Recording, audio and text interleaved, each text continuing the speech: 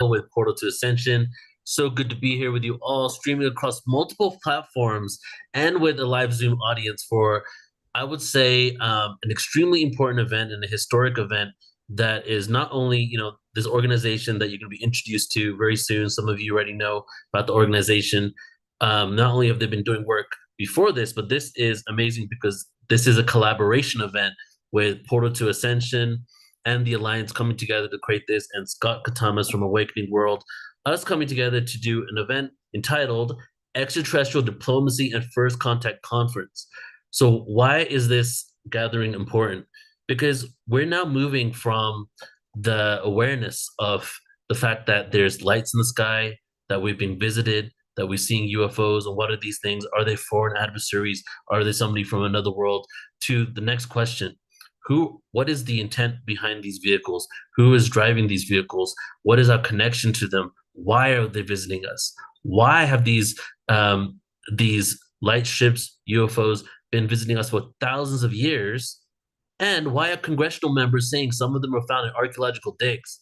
That's the one that really stuck with me. That they're saying they're finding UFOs through crashes, fully intact landed UFOs, and also through archaeological digs, implying that this is a phenomena that has been going on since time immemorable and could, if you ask me personally, also be connected to the seeding of humanity. So right now, we're in a huge transformational time. We always talk about that, Awakening Worlds, Scott Thomas talks about it, Portal to Ascension does, that we're going through a huge transformation. That's why we exist. But it seems to be picking up momentum on a level that I always wanted to see, but I honestly didn't even know if it was going to happen, you know? And it's happening so much that a person like me who's not about dates really feels that within the next 5 to 10 years, we could be having open contact and interaction with different beings on an open mass level on Earth because it's happening already with our governments and different organizations. Why won't it happen with everybody? So, this event is the first collaboration that I see us continuing to do this so we can move forward into a world where we actually discuss extraterrestrial diplomacy. What happens when we interact with these beings? What happens when we trade with them? When we understand about their spiritual beliefs? And first contact. Some of you have had first contact, but what happens when humanity has first contact as a collective, right? What is the next step from there? So that is what we're going to be discussing today. So I'm really honored to be here with two amazing individuals. And I'm first going to bring on Scott because Scott is, been doing this work for quite some time. We are live on multiple platforms that Scott is that broadcast on from the Awakening World. And I would just love you to take it over, Scott, and just tell us, introduce everybody to yourself and what you really feel about this event, whatever you want to share. Sure. Well, thank you. First of all, thank you for putting this together, both Sylvan, who's really been the champion of diplomatic relationship, and Neil through Portal to Ascension. I have such respect for both of you guys. And for anybody who doesn't know my background, way back in 1995, I was hired to be the supervising producer for all the UFO segments on a television show called The Paranormal Borderline. It was a primetime series on UPN. Jonathan Frakes from Star Trek was our host. And for 2 years, I produced amazing stories. I interviewed 8 former astronauts, 30 former military officials and pilots, did an amazing show about the children of Roswell who are now adults. So I've been in this field for a long time. In fact, I got Stephen Greer connected to Edgar Mitchell and to Gordon Cooper, who was alive at the time, and was helping Stephen when he was first getting started with his very important work. So I've been around this for a long time. And of course, everybody's been talking about government disclosure, government disclosure. When is there going to be government disclosure? Well, there's going to be government disclosure finally. It's basically the Vatican that was stopping it for all these years. And it was also the military contractors and the government wanting to keep its hands on the reverse engineered secrets. That was kind of the contractors and the military industrial complex way of keeping a hold on it. And then the Vatican did not want it to get out for obvious reasons. Good news. There's a really cool Pope. Pope Francis is a good guy. He's a really good guy. And he has agreed that he wants this information to get out and he wants to use it as an opportunity to create universality of people, that people can still practice religion in whatever form they want, but that this is a chance to see us as one big human family. And right now, and we'll probably talk about it a lot today, right now in Washington, D.C., there are big congressional meetings going on to hopefully pass the legislation that will establish a 7-year timeline to get all the data out about what's really been going on for really since World War II. And it's interesting to note that there was this big increase in UFO activity right after the atomic bomb. It's as though when we dropped the bomb, the galactic family said, whoa, the Earthlings have reached that level of technology. We need to keep an eye on what's going on there. Of course, the most famous crash, the Roswell crash, what people don't always remember is that there was only one atomic bomb squadron in the world. It was the 509th Atomic Bomb Squadron stationed in Roswell, New Mexico. And so there was a lot of UFO activity monitoring what we were doing. Lightning hit one of the craft, it went down. We reverse engineered that, and that's probably why the United States won the space race and won the computer wars, because of our ability to reverse engineer those things. So we've seen that the military-industrial complex, the government, religions didn't want this information to get out there. But what has happened? The extraterrestrial, at least the loving ones, the Pleiadians, the ones that we want to have contact with for sure, they're contacting it through high vibration individuals. People like Neil and Sylvan and so many of the people that have been on my shows going back 30 years when I was doing it on television, and now, like Neil, been doing it online.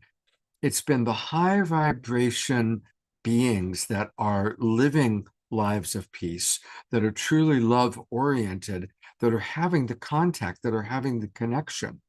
And so it's interesting that it's not been a UFO landing on the lawn of the White House, but it's been our galactic family connecting to thousands of us, maybe millions of us, as we make ourselves available to receive their information, to receive their messages. And their messages are always the same: peace, love, high vibration, welcome to our galactic family.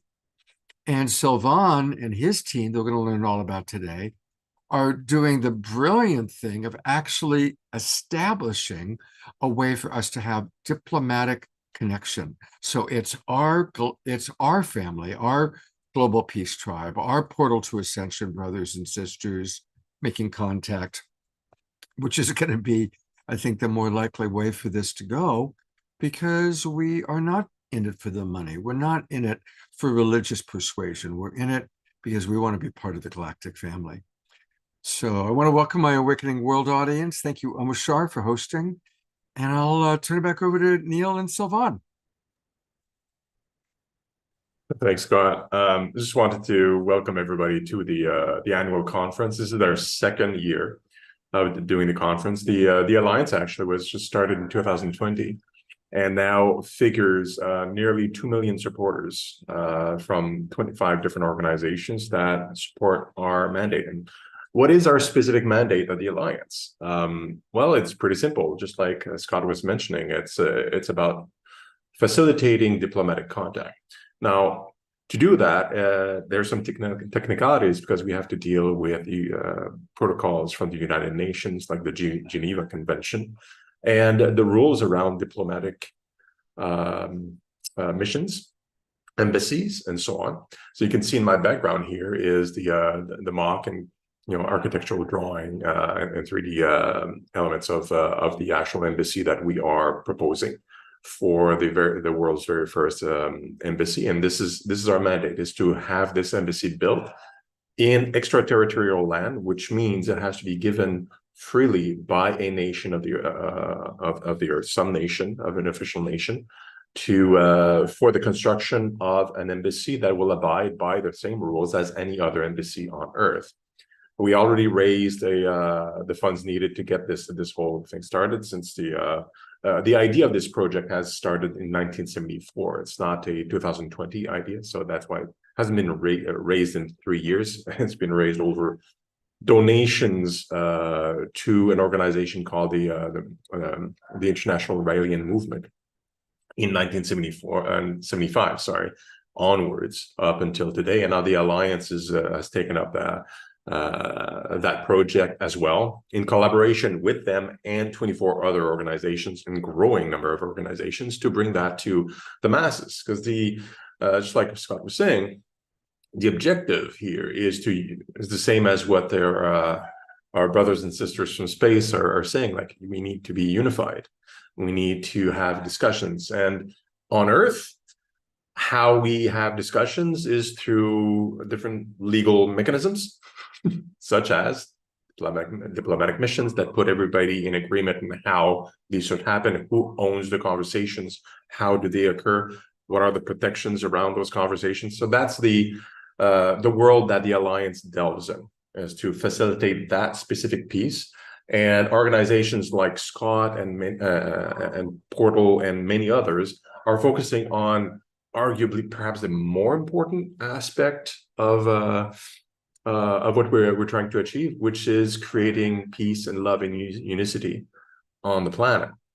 As well as some of the partners that are focusing, especially UFO researchers, and some people are working with government to make sure that the information that's been hidden from us is revealed. So the disclosure element of it.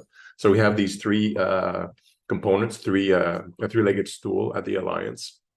Diplomatic contact with the official embassy, peace and love on the planet, and the disclosure. So this is what this conference is all about. Welcome all. We are, I think we have about 200 people registered for video and attending live, plus who knows how many will be watching during the streams as well. So it's all exciting times. Thank you, brother. I would love for you just to share a little more about diplomatic contact. What does that mean exactly? Well, our ET, or consciousness that are watching us, they don't really need a building, right? So they could probably project their ideas into everybody's mind simultaneously. It's not that. It's really about, think of it, that's why we call the conference a First Contact Conference. Think about Star Trek. I'm pretty sure most of us are familiar with the stories. In Star Trek, there is a concept of the Prime Directive and First Contact, the concepts inside those shows, where humanity is going out and sometimes encountering some primitive civilizations all over, and they have to be careful with first contact. That is, like, if the civilization is too primitive to truly understand the magnitude and be able to organize themselves without strife within the context of a first contact with a much more advanced civilization, it becomes a big problem. So the advanced civilization, the humans in that case, don't interfere yet, because it would just destroy the civilization. They'd fight with each other for the technology, for the knowledge, for territory, whatever it is. So we're in this situation, but we happen to be the primitives in this case, right? And us primitives have rules, and we have also atomic bombs that was mentioned. We have ways to destroy each other, and we tend to be aggressive with each other. So it's creating an embassy, and within the rules that all the nations agree upon, creates a safe environment for us to have that first contact with an advanced civilization. We are the primitives. So that's the concept and the importance of trying to latch on to existing human rules, so that we don't mess up with ourselves when the contact occurs. And the ETs that are watching us know this, so they're waiting for us to be ready until Right. to make the actual contact. I'd like to speak to also, there's a very important delineation for us all to be aware of, and that is when events take place in group consensus reality and the events that are taking place for probably many of the people watching this show in their own individuated reality. And I think probably most of us have had some form of significant multidimensional experience. Sometimes it's a lucid dream, it might be a psychedelic experience. But we are experiencing on individual level increasing numbers of Kundalini activations and lucid dreams and experiences in connection with our galactic family, as well as other realms, other dimensions. There's that happening for us on an individual level, I believe, primarily to help us raise our consciousness. Mm-hmm. And then there are the big group consensus events, again, Roswell probably being the most famous. And I think what Sylvain and his team are doing is helping to lay the groundwork so that there's enough of us with the elevated consciousness able to come together to create a group consensus event. And of a first contact magnitude. Yeah.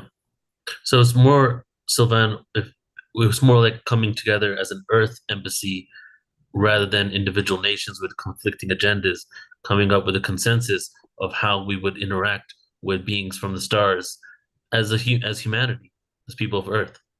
Yeah, I mean the alliance is set up as a not-for-profit and as a network, right? Mm-hmm. So it's to welcome every ideas that want to welcome ET, right, in a peaceful way, and bring them all together. And this gives us a consensus power, a voice power with politicians, diplomats, all these people that care about numbers and votes and all this stuff. Yes, but also with the general population. If they see there's 10 million people supporting a project, 50 million people supporting a project, and it's got a good plan, solid visuals, it creates this tipping point within society where it's like, oh, I'm not the only one that is thinking this way. There's 50 million others. I'm going to add my voice to them, right? So this is just human nature. Like we just have to deal with who we are. So that's part of the strategy with the Alliance project. It's just like welcome everybody and create this idea of consensus together that we want to welcome ET. We want our governments and other organizations to kind of calm down and create a better world and so on. And we can change the world completely very quickly that way. Yeah, I feel that. So it's a movement, right? And everybody can join it. And so thank you so much for sharing, brother. I wanted to ask you more questions, just get deeper for those of you out there that aren't familiar with the Alliance and the work that they're doing. And so this event is sponsored, co-produced by the Alliance. This is their signature event, and we'll hopefully be doing it every single year and continue to grow. And now we're going to get into the conference for today. And so I'm excited to be introducing our first guest to our first speaker. And it is a pre-recorded video. I'm going to read his bio. But just to tell you the first part of today, the flow for the first part is we're going to have Daniel. And do you pronounce his name Turcotte? Is that right, Sylvain? Daniel Turcotte is going to come on first. Then we have, and his presentations on ET Embassy progress update. So it's going to go deeper into the Alliance and their work and what's going on. Then we're going to have the amazing Adam Apollo, who's in the room right now, becoming a world citizen. And following him, we'll have Ruben Langdon, who has had series on Gaia and has done many conversations with ET, interdimensional beings. And we've had a portal dissension as well. He'll be talking about what is happening in Washington and disclosure on a personal level. So our first guest for today, first speaker coming up, is Daniel. And Daniel is in charge of strategic planning and execution at the Alliance for Extraterrestrial Diplomatic Contact. Daniel is also responsible for the Extraterrestrial Embassy project with the International Raelian Movement for over 13 years, a project he has taken over since its initiation in 1975. He has spent much of his professional career in physiotherapy, being the founder of Kind Concept in Canada, which he sold a few years ago to dedicate his life to the mission of making open diplomatic contact with an extraterrestrial civilization. Daniel is also the first space peace ambassador for the World Peace Tracks organization. So everybody, let's go ahead and welcome Daniel. I'm going to play his video here. And Scott and Sylvain, if you want to switch your videos off so people can see full screen.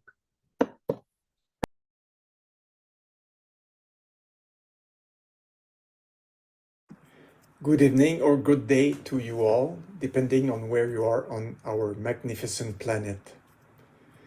First of all, please forgive me not to be able to be with you live for this important event. I am now touring to promote the Embassy for Extraterrestrials project, so thank you for your understanding. Second of all, I'd like to thank Sylvain and the entire Alliance team and Portal to Ascension for their hard work and dedication in organizing this event. Everything that's happening in the world is causing an unprecedented awakening in the populations. The UFO phenomenon will not escape this awakening, but as for right now, it may not be the best time to welcome an extraterrestrial civilization to Earth. We need to complete our house cleaning before they consider when would be the best time to come to Earth. In the meantime, humans who are more awake than others are working to ensure that the ground is ready for first contact. What's becoming very clear is that we can no longer ignore the UFO, UAP extraterrestrial phenomena and sweep it under the rug because public pressure for a complete and uncensored declassification of all available documents is rising. And it would be in each and every country's best interest to do the same. In fact, it is high time for the governments to be fully transparent once and for all, publicly acknowledge that UFOs are real, and admit that they are extraterrestrial vehicles visiting our planet.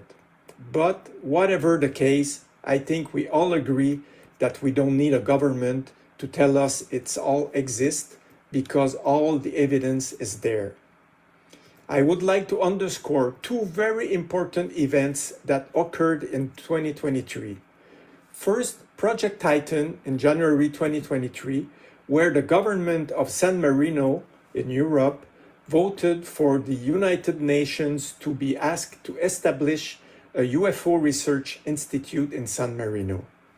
We offered all our support to Paolo Izzardi and Roberto Pinotti and wish that the UN will positively respond to this proposal.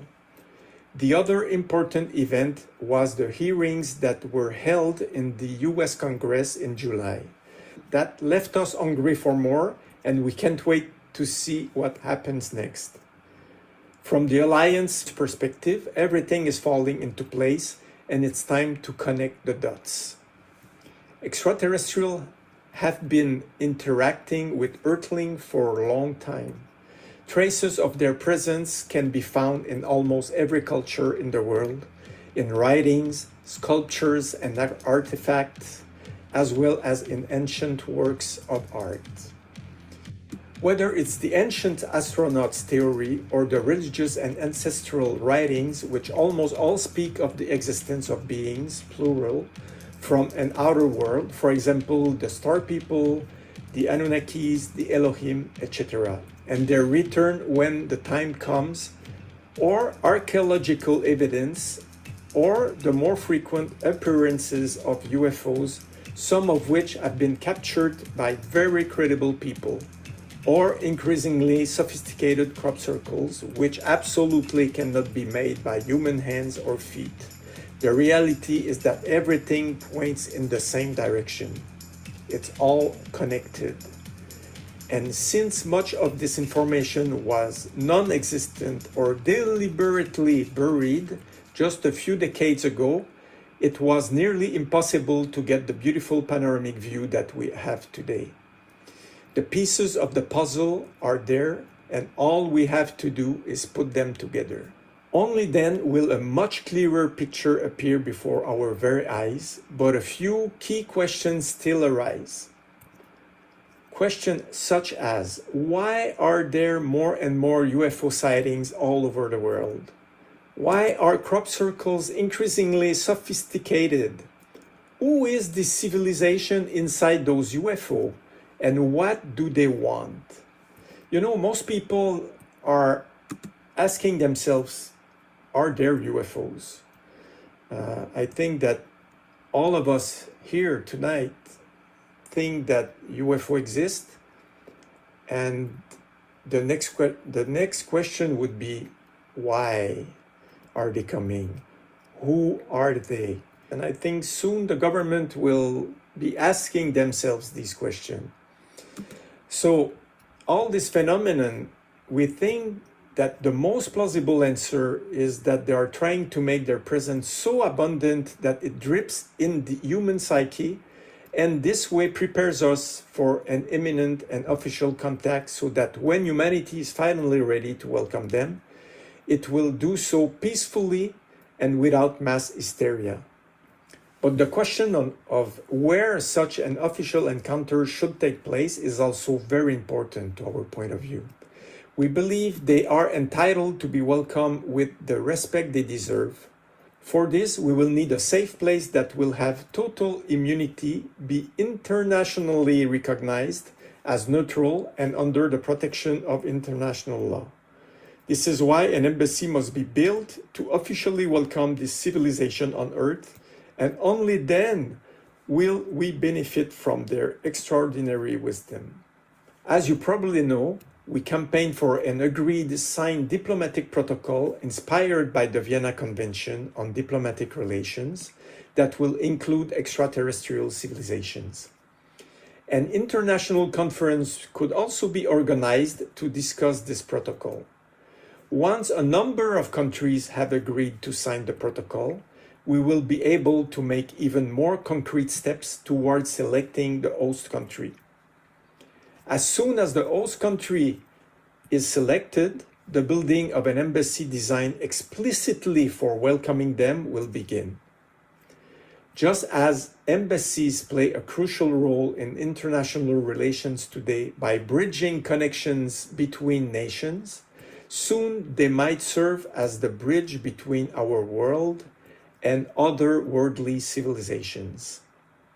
Extraterrestrials, as many believe, won't simply make an official entrance to Earth without an invitation. And there are specific prerequisites before their visit can even be feasible. Allow me to present you with an excerpt from a talk given by John Levi, an international lawyer who is advising us on the legal aspect of the project, who gives us his vision of things. Extraterrestrials and the law. Space-centric, not Earth-centric. This little talk is going to delve into the legalities of what laws, if any, should apply to extraterrestrials, and why the implementation of a legal protection regime for extraterrestrials is a prerequisite before any productive and public contact may occur with extraterrestrials. The assumption we make is that extraterrestrials, being advanced beings, also have a profound respect and appreciate the necessity of a legal regime, and that such a legal regime absolutely must be in place before the official contacts with extraterrestrials may be opened up. Now, the United Nations has for decades been working on treaties regarding space. The rescue of astronauts, liability for falling space objects, satellites, and even the moon are the subject of UN treaties. Now, it remains to be seen if the UN will be the final arbiter of space law. Likely future ET visitors would know the Earth quite well. They will know our culture and laws. This is because our TV and radio broadcasts are available to them, and even remote viewing technology of some sort that's currently unknown to us. While they may not be fully aware or understand our ways and laws and customs, they would be generally aware. And any spacefaring race certainly would have had similar encounters elsewhere with similar local issues. And if the extraterrestrials make themselves known, they will know our laws, or as we say, they should know or should have known them, because it's a universal law that ignorance of the law is no excuse. And I'm sure that applies not just on Earth, but everywhere else. In fact, our laws are not ET visitor friendly. A visitor or an emissary's vehicle under our current worldview and laws would almost certainly be seized or impounded, and the crew interned with no consequences to those imprisoning them. In fact, there's a 100% chance this would happen, given a lack of protocol and the natural human state of paranoia, which will surround the event. National security or health concerns could also be invoked. In some countries, our extraterrestrial visitors would be held for ransom, held as hostages, sold to the highest bidder, or even tortured to reveal technological secrets. This has to change before there's any contact or diplomacy with extraterrestrials. Therefore, it is likely we will have no official visitors until their legal status is recognized.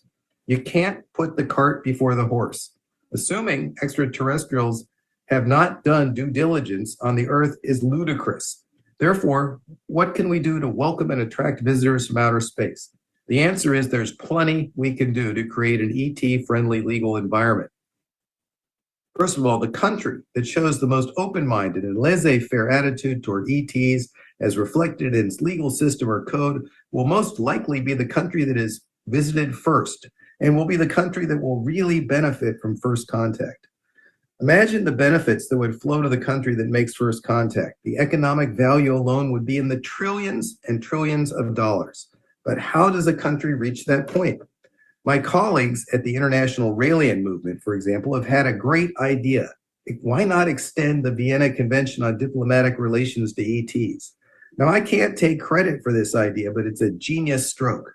If a subset of ETs are considered diplomats, and therefore inviolate and immune from our laws, we don't need to worry about that issue of personhood. Clearly, a non-human or even a robot can be a diplomat and therefore possess diplomatic immunity. Once diplomatic immunity is granted, we can extend extraterritoriality and immunity to their spaceships and embassies. The initial problem is solved using an existing treaty. And I'll leave the details to others, but an optional protocol of this type gets the ball rolling with just the approval of a single country, just one country. And from there on, it could be a relative breeze. The country that offered a spaceport for extraterrestrial emissaries and trade would likely become the cultural and commercial capital of the world.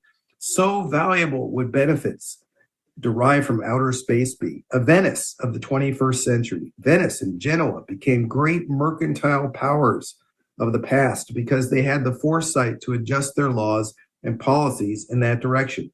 I guarantee the country that has the first functioning commercial spaceport with a free zone will also have extraterrestrial visitors before long and will become the modern space Venice of the 21st century and beyond.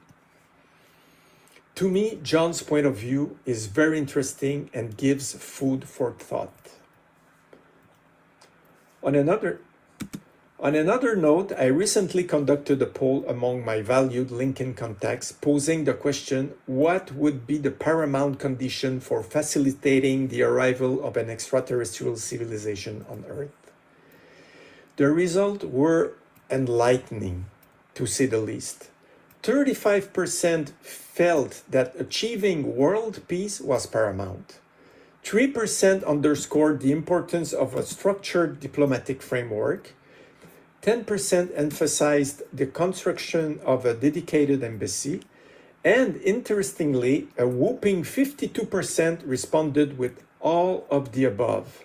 Clearly, more than half of those surveyed felt that the combination of global peace, formal diplomatic setup, and established embassy were essential to welcoming an extraterrestrial civilization to our planet. They are obviously neither a threat nor a national security concern, except if you are part of the military-industrial complex. With the technologies the extraterrestrials showed so far, we would already be destroyed if they were ill-intentioned or malicious. In conclusion, to get to welcome an extraterrestrial civilization, we need to continue our diplomatic efforts. The COVID era has brought many challenges in our communications with governments. Then, in 2022, communications with governments picked up again with a focus on projects involving major investments and economic spin-offs. Then came the war in Ukraine, which also generated political and diplomatic uncertainties. And now the conflict in the Middle East is taking up much of the world diplomatic chessboard. But we are persevering and will never give up on this project, which will be an historic event in the history of mankind as soon as it's completed. In 2024, our team will continue touring of several countries to meet with governments that have shown interest in our project. I feel that more and more people are ready to accept that we are visited by people from another planet, to officially welcome NET civilization and entering a new era of diplomatic relations with our brothers and sisters from space. Are you ready?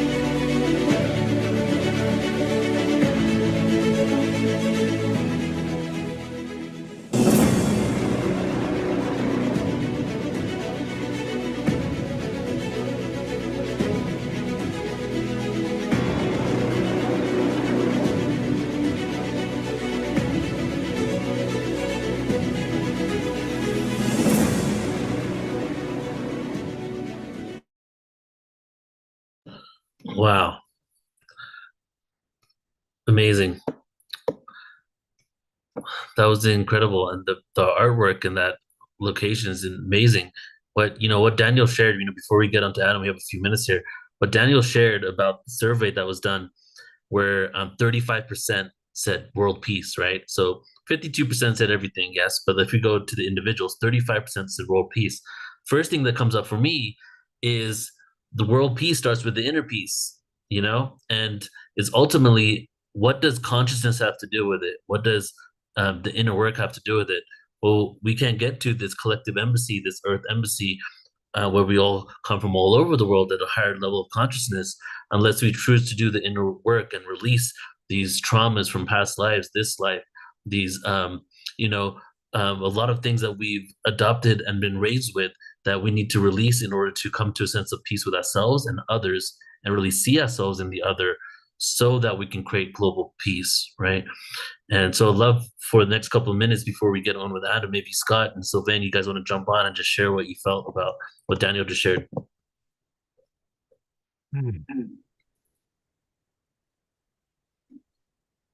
Well, I think it's beautiful to see how people from all over the world are looking at this. And I really enjoyed what he talked about, the historical reference to Venice and Genoa.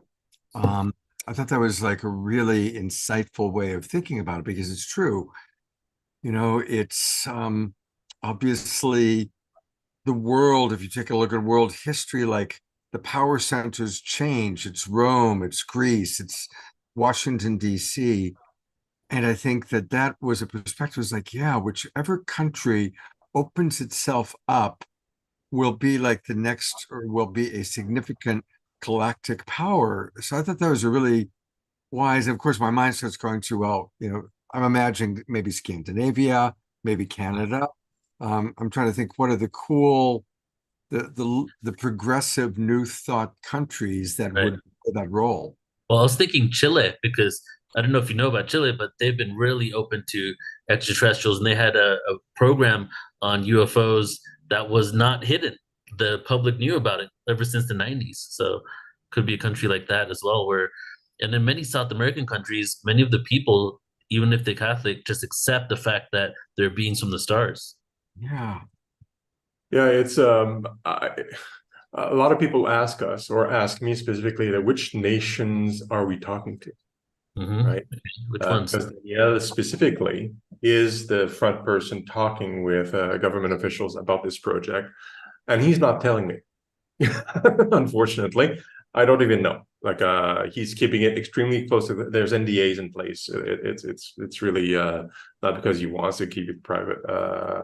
That's because he has to. The nations that are discussing it want to release information of their involvement in discussing it on their own terms. It is political. It's still, you know, kind of a hot topic from a political perspective. However, I've received some hints along the way in discussions. Pretty sure it won't be a cold country. Which country? It won't be a cold country. And this is just based on hints, so it's like, you know, I may be completely off track, but so Scandinavia, which even though I agree with Scott, is, you know, tends to be extremely Progressive, open to new ideas and stuff. Yeah. You know, Canada, maybe not. However, South America, like you mentioned, Chile, for example, and other places, or even in the Pacific, some islands that are not so cold are openly talking about ETs, and their politicians are openly talking about it. So maybe those are more likely to be in discussion, because it's already politically safe to have those discussions with us. So we'll see in the next few years, I think, or perhaps even next year. Right. Well, it's also probably connected to countries that aren't so holding on so deeply to the power structure, the petrol, gas, right? The power grid, and being able to monetize that through corporate corruption that is basically fueling the politicians of that country. Because when it comes to UFOs and us being visited, the question of how they're coming here, are they using gas fueled engines? Do they have electricity? Is there some sort of free energy technology going on? So I feel that's also tied into why it probably hasn't been disclosed as well, is that holding on to those control mechanisms that pretty soon probably need to, need to leave. Yeah, absolutely. I always enjoy reading some of the comments, and there's a lot of people in the chat box, including Adam Apollo, who's going to be one of our major speakers today. And he suggests equatorial regions, perhaps. Jeffrey Cole points out that France is the new home of the International Space Federation. And a lot of people are suggesting, like you said, Neil, South American countries. Yeah.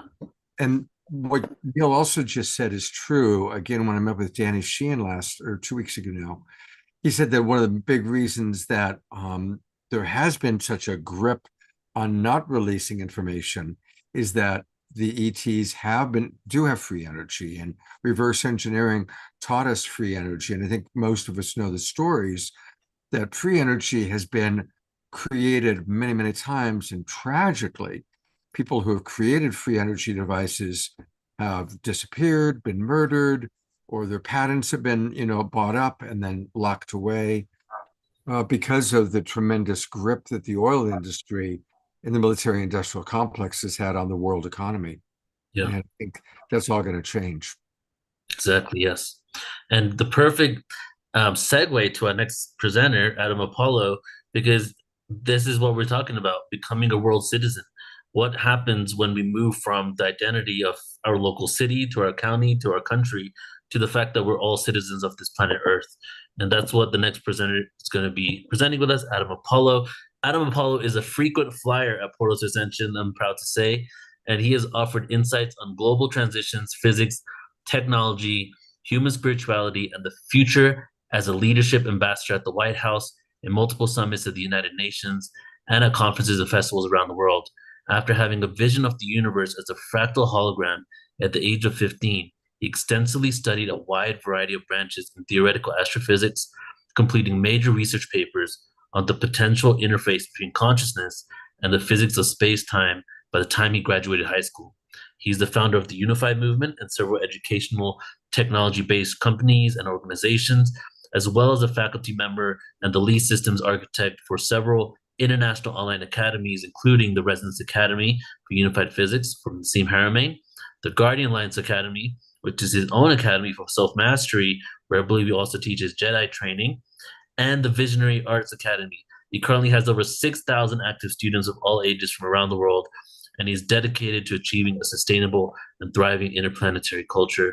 So let's bring Adam on. Good to see you, brother. Hey, thanks, Neil. That bio is a little bit old, man. That's the Resonance Academy alone has like 150,000 students in it. Okay, yes. I think, was that the email that you just sent me about that too?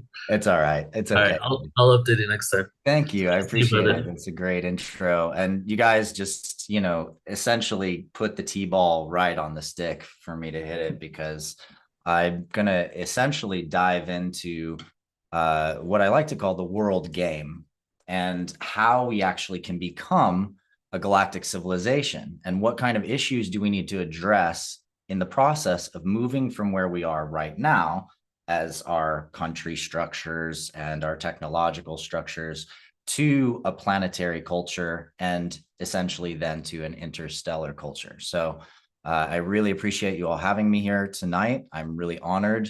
I support deeply this mission of building an embassy on this planet for off-world entities, extraterrestrial beings from around the galaxy. It's extraordinarily important for us to establish diplomatic relationships and contact beyond the individual contacts that so many of us, I'm sure many of those even watching this event, have had. It's time to make this real and official and scientific and important.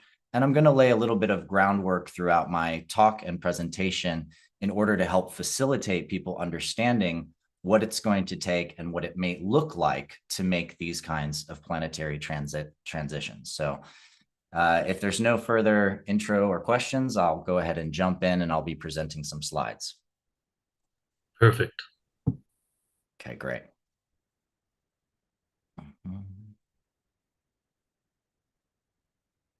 So what is this world game that it takes for us to play to become this galactic civilization? Well, at its foundation is the idea of how we get to become an interstellar society and civilization ourselves. What is at the heart of that process? How do we get here to where we're flying an Enterprise starship to different planets, hanging out with different cultures, being stewards of worlds beyond our own? But most importantly, how do we manage and transform our own planet, bringing back a level of sustainability and regenerative culture that allows our cities to become green, our lands to thrive, and our children to grow up in a beautiful and healthy planet for generations to come. We're faced with this kind of crazy challenge when we get into the roots of the energy and the transportation industries. We've been essentially using the same engine for the last 400 years. The latest update to this engine was in 1954, known as the Wankel engine. So with all of our amazing technological progress across almost every field, why is it that we have not evolved this most fundamental piece of technology that's literally still driving all of our cars? What happened? Well, one of the lenses that we can look at is the sort of technological process of control that happened around the time of Nikola Tesla. Most people don't realize this, but a series of events, starting with JP Morgan suing Tesla and then buying controlling interest in Tesla's patents, followed by a seizure of Tesla's works and classification of those works, and then essentially major parts of his energy work disappearing into secret projects, gives us a little hint about the need to control energy systems and advanced technologies that we find later really becomes a serious issue when events like Scott was talking about happened in Roswell, where you have a crash, you've got extensive amounts of whistleblowers discussing this crash. And we have to really ask the question, why would that be kept secret? Why would a government choose to keep something like this under wraps? Well, right around this time, and Roswell was 1947, in 1938, there was a radio broadcast called War of the Worlds. Many of you might be familiar with movies created from this. And that War of the Worlds broadcast caused a mass panic across the nation. Everyone who heard the broadcast thought that there were extraterrestrials coming down. There was panic. It ended up in the news. There was entire towns that thought they needed to flee and escape. And we can see in this mass reaction that occurs the sort of intensity that the military industrial complex and essentially all of the different groups working on advanced technologies for national security might think, uh-oh, if this knowledge is out there, we're going to create mass panic. And you also have us, of course, rolling right into World War II and lots of secret war technology being built by the Nazis, and this Cold War sort of interest developing right off the bat to protect technology. But of course, the story goes even further back than that. You have economic interests going back to World War I and World War II. The amount of profit that these wars have created is a foundational lens for understanding one of the major reasons why technological control of the planet has been so prominent. And of course, if we look at the average household income, the sort of split in economics between the top 1% and every percentage below that, it's absolutely astounding to see how much that income gap has grown more and more and more through this technological control established over the 1900s. If we look at oil and gas revenue and profit in 2022, the global oil and gas industry earned record income of more than 4 trillion US dollars. PetroChina earns over $11,000 per second. Oil and gas invested only 4% of their money into clean energy technologies. And that is ridiculous because there are so many incredible technologies being developed all over the planet that are clean, are efficient, and have the capacity to change the world in drastic ways. But as Neil pointed out, many of those technologies have been closed down, the patents purchased, individuals have disappeared. In some cases, we know that certain individuals were killed or have died. And this really points to the intensity of the heart of the issue we're facing in creating a massive change of the guard in how we steward our planet. From different water technologies to advanced solar systems, and all the way through to really advanced energy systems and research. There are many different routes that are in play right now, and advanced technological work being done to open up the field and free the energy for the people around the world. And this fundamentally changes the power dynamics here on planet Earth. After all, what happens when energy is free? What happens when you can desalinate water in any village or location in any place on the planet? What happens when you no longer need electrical lines for transmission?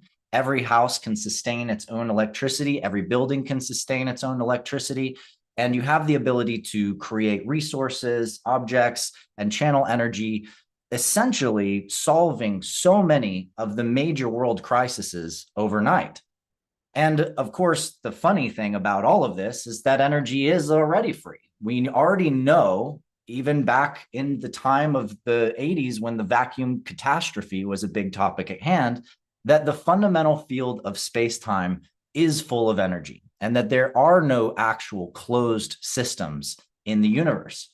When we start to really get into the physics of the structure of space, and I'm not going to go down that road in this talk, but I do in many of my other presentations, we start to be able to understand that by getting in touch with the nature of the structure of space-time itself, we can unlock some specific technologies, not just energy, but two others that, as a trifecta, could form the greatest change we've ever seen happen on Earth in the quickest time imaginable. The two other technologies are quantum replication and superluminal travel. Quantum replication is essentially the idea you see in Star Trek. You want a cup of coffee, you simply type in a little program, and it assembles the atoms and the molecules to create that cup of coffee right in front of you. Now, suddenly you can replicate gold, silver, metals, objects, diamonds. Once you're assembling structures of matter, resources in themselves no longer contain inherent value. You don't have to mine them out of a planet. That's another, of course, great benefit of this kind of technology. But more importantly, it's actually a change in our understanding of economics. And this economics change is what has already happened throughout the galaxy. These species do not require mining of their worlds in order to develop specialized metal resources for developing certain technologies. They've already figured out that space-time is a geometric energetic lattice and that lattice can be edited, just like any computing system. Also, superluminal travel is a huge deal because if you freed up resources, you freed up economy, and you have free energy, imagine what would happen if you could instantaneously travel to anywhere within the galaxy within minutes or seconds or no time at all. You could be in the other side of the planet at any time that you wanted to visit friends. There are no more essentially establishable borders because you can arrive to anywhere on the planet at any time. And this, of course, is deeply concerning for powers that wish to control those borders and the economic boundaries that those borders represent. Now, of course, this also opens up a much bigger picture, a picture of what it looks like to be an interplanetary species, a picture of what it looks like to travel the galaxy, to get to know other worlds, to release the pressure of our growing population on Earth out into the rest of the universe. And so these two technological transitions are a huge deal, and we have to ask ourselves, what would it take for these technologies to be able to succeed? And that includes energy technologies. One of the key principles for that success is a simple idea called open source. When we look at technology from an open source lens and we see what has happened, particularly within the computing and web development industries, we recognize that a massive explosion of value and wealth and resources and capacity happens when we allow the foundations of our technology to be open and free. And this is what is going to be required of these three major technological pieces for planetary transition. because without that, you create a power vacuum. And the galactic community learned this a long time ago and realized if you create power vacuums between different planets, you're almost always going to end up with conflict. Whereas if you create an interplanetary culture in which all of the most high-level technology is open sourced, then everybody evolves and progresses at the same rate and the same speed. Now, this is also extraordinarily important when we start to look at our transportation technology and how we get from here to there in the world. If we kind of review back on the Earth thinking here and consider the transportation costs and technology, the amount of cost it simply takes for us to move our goods and our services and our products around is $9.1 trillion. And that was in 2020. So if we update that amount a little bit, you can imagine the level of difficulty we have just moving things around. Imagine what happens when it becomes almost zero cost to move all of those same objects. This is the sort of rescue line for a lot of these industries and economies and companies who are scared of losing the power of gaining the massive amounts of money that they have gained for so long through oil and gas industries and many of the pervasive military industrial industries around the planet. But hey, if we really want to get to the bigger picture here, we've got to look at the Starship technology approach. How do we get to become an interstellar species? Well, we've built a lot of technologies to get us up into the sky. But every one of those technologies that we've built to take us to space is essentially a propellant-based technology. By exploding or pushing something out of the back of one side of a device, we attempt to push ourselves through the fabric of space-time. Now, as a unified physicist, I can tell you there's huge problems with this, because the more you accelerate, the more you're dilating the structure of space-time. And the more you dilate the structure of space-time, the more gravity is created, the more G-force is created, the more energy it takes to go faster. And so we're left with a space industry that essentially says, hey, sit here on top of this giant explosive rocket device. We're going to blow it up behind you and do your best to hang on as you shoot into the sky. And of course, we've known due to the events that have happened with different rockets here on Earth, Saturn V rocket, for example, that can be extraordinarily dangerous. And in any case, at the best level of technology that we have using this mechanism, if we wanted to get to Alpha Centauri, which is the closest nearby star, it's going to take us about 18,000 years. So this is obviously not a good solution. And the reason it's not a good solution is because that craft is literally pushing against the structure of space. And the more it pushes against the structure of space, the greater the resistance, the greater the space-time wake.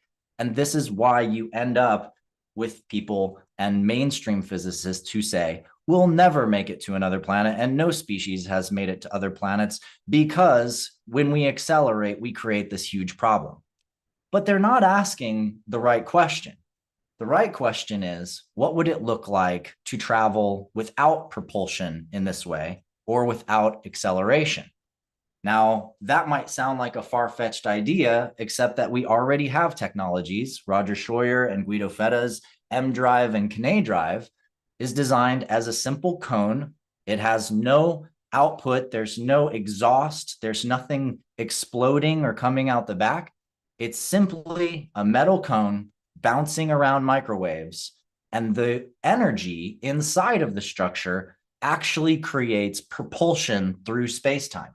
This is because as the light bounces inside of the cone, the structure of space itself is responsive to those light waves bouncing, and that creates a force pressure that drives the movement of the object. Now, this is a huge insight as we move forward in developing future technologies, but it's also just the first glimpse, because people like Ronald Mallett from the Chrono Institute has ended up doing an amazing amount of work on things called unidirectional ring lasers. And what they realized is that simply by rotating light in particular ways within a structure, you can cause and create a gravitational force. In other words, light and gravity, light and space-time talk to each other. And from a unified physics lens, what we would just say is that the structure of space is made of light, and that if you move light inside of that structure in a particular way, you have the capacity to control the flow and the development of that light. Now in NASA, we've got guys working on things like the IXS Enterprise, which has come out of Harold White's work. And it's looking at how do we warp space-time? How do we contract space in front of us and expand space behind us in order to achieve things like warp drive? And there are also some problems with things like that, in that, you know, the idea of contracting a huge amount of space going out into the distance in front of you and expanding space behind you requires a huge amount of energy and an insane amount of pressure that would be created in the space-time structure itself. But there are better solutions, and I do talks that present many of these other solutions. Some of them are on Portal to Ascension with Neil, and you're welcome to explore some of my work in that area. In simple form, one of the things that I've designed is a ring system, which essentially can isolate the space-time structure within the craft, separating it from the outside space-time around the craft, and then this can be used as a fundamental mechanism for the craft to essentially loosen its hold on the surrounding space-time fabric and be able to jump. So let's look a little bit at what it would take to build a superluminal spacecraft, to actually travel to the stars. Well, we talked a lot about energy, and of course, energy is one of the first major keys to doing this right. And there are many people working on different kinds of energy systems. This is my friend Nassim, who has been building a resonator, is one particular energetic approach, but there are many others, as I discussed and presented earlier. The second major piece of a Starship system is life support, being able to bring the right kind of resources, devices, and to be able to construct things to repair that ship on extraordinarily long journeys. Now, what we've come to understand when I talked about replication is that the structure of space is geometric. And that means it may respond to things like cymatics, to molecular sculpting using laser light. And in fact, we're already doing some of this technology through Excimer Laser LIGA. We're literally building gemstones and minerals one molecule at a time, using light itself to do it. So we're not that far from some of these things that I'm talking about. And the really big one, of course, is the gravity drive. And in my theoretical model, essentially you use a laser interference cavity with an upper ring and a lower ring. And by counter-rotating those rings, you create a structure in which the light interferes with and interacts with the geometry of the structure of space itself, creating a gravitational envelope around the craft, and thus allowing the craft to move through space-time without having any pressure from the force of acceleration. In other words, no G-force, as we generally call it. Now, if you want to get across the galaxy, you also got to have an atlas. And there's problems with that too, because stars age.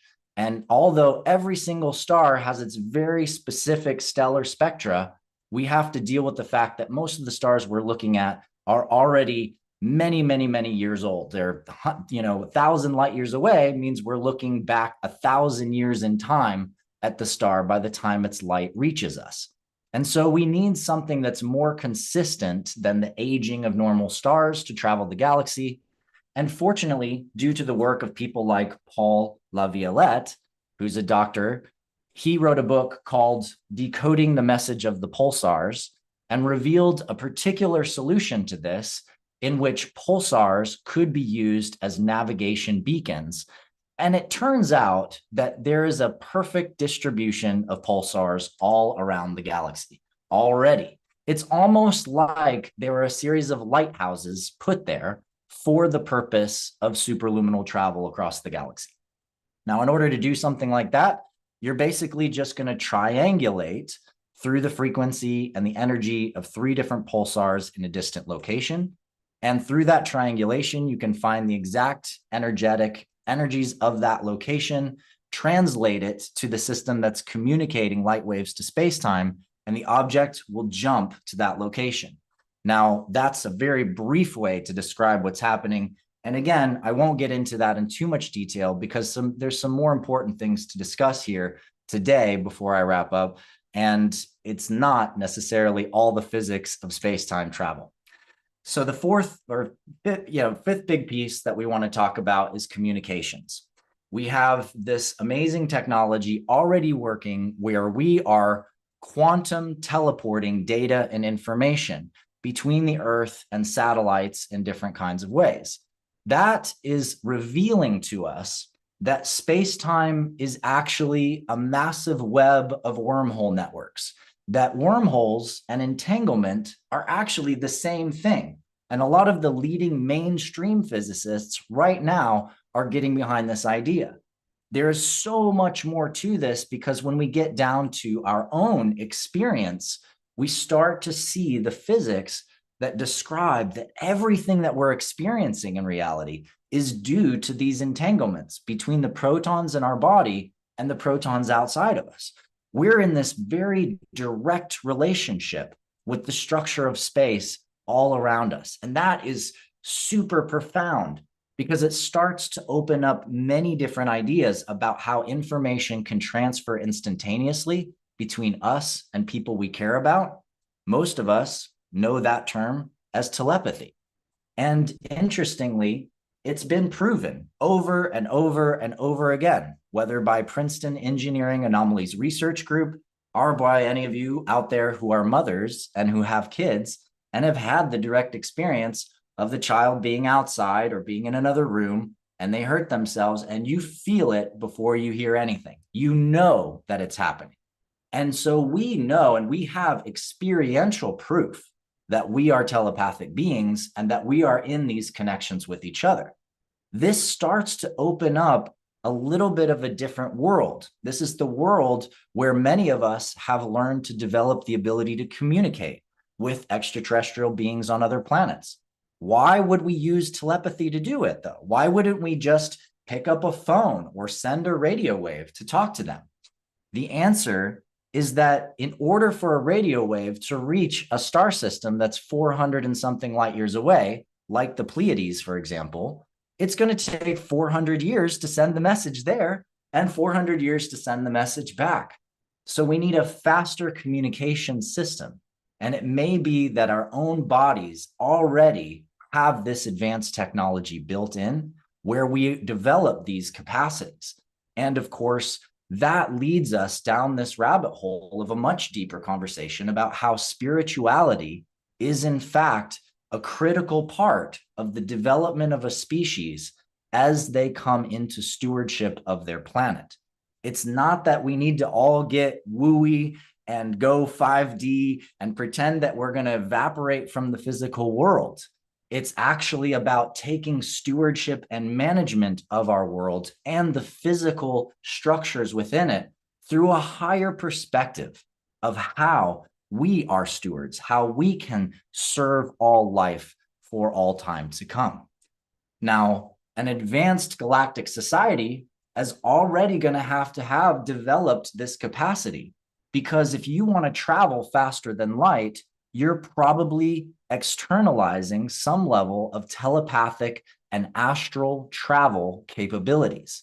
The ability to remote view to another world, telepathically communicate with coordinators around that planet, and then jump your ship to that location. And of course, you don't have to do all of this through some deep form of meditation. Your technology can augment it the same way as our phone augments our ability to telepathically communicate through talking to each other onto other sides of the planet. Now, spirituality also leads to deeper understandings about interstellar diplomacy. What does it mean to have universal translation between societies and cultures? What does it mean to have stewardship over worlds that are not quite developed enough yet to become part of this galactic community? And along the way, as you can probably imagine, it seems that many galactic species have had to learn a lot of lessons about that, because we've had periods right here on Earth at different points in history where there was perhaps not a prime directive limiting the influence of the extraterrestrial species here in their interactions with people on Earth. And that may have caused some serious problems. And so everyone everywhere, as you can imagine, is growing up and learning and developing. But it's also not just so simple to say, hey, we'll all just, get enlightened and we'll just do this and we'll become this galactic species. Because one of the greatest challenges we have right now is actually getting on the same page with the information that is being shared. I'm sure many of you out there have had the experience of getting in touch with certain new ideas, so to speak, that are actually very old ideas and that unfortunately lead us down the wrong trail in terms of what's really going on in our world, like that the Earth is flat, or that, say, between 1750 and 1850, there was a super advanced civilization called Tartaria that went through a massive reset. These things lead us away from the truth trail of our own direct experience. And I want to illustrate for you what the kind of larger scope of this looks like. We can see things like the social dilemma and the work of Meta in their processes of getting us towards this world where something like Ready Player One is real. Well, the fascinating thing about Ready Player One and this virtual metaverse world that we see, and by the way, I'm a CEO of a tech company, so this is my wheelhouse and my world, and I'm going to share with you a lot more of what we're doing in that space. But is this the world that you guys want? I mean, do you really want to spend your life, in some VR as the interesting place to be because the world itself is falling apart? No, we have to make a deeper level change in stewardship of our information, of our consciousness, and that means how we interact with our communications technology. And I like to ask this question: what if the metaverse could support planetary stewardship? What if these advancements in technology and gaming can actually create a rapid development of planetary visualization technology that drives regenerative social, environmental, and economic impact? And this is where the world game really comes into play. And so I've been building this system for many years now. It's about 10 years in the theory and the work and a lot of the open source prototyping development. But now we're actually building this full system stack that is a planetary operating system. And this operating system works like an educational hub where you can take free courses, learn things, go through gamification processes, join missions, and essentially make real world impact in the world and track that real world impact so that we can actually see the changes that we're making and the difference that we're making in our lives by participating in just simple things like selling our music, creating our stuff, doing all the stuff we're already doing right now, but driving that work towards regenerative impact. And we created a regenerative economic model around all of this, where a partner of ours like Unify, which I co-founded back in 2012, does a massive global campaign for World Water Day. And you have someone sell a piece of art in order to support World Water Day. With our economic system, it lets us split royalties to that seller, to that community, and they can give whatever percent they want into the Water Impact Fund. Once that money ends up in that Water Impact Fund, you've got points that that seller earns and points that the buyer earns.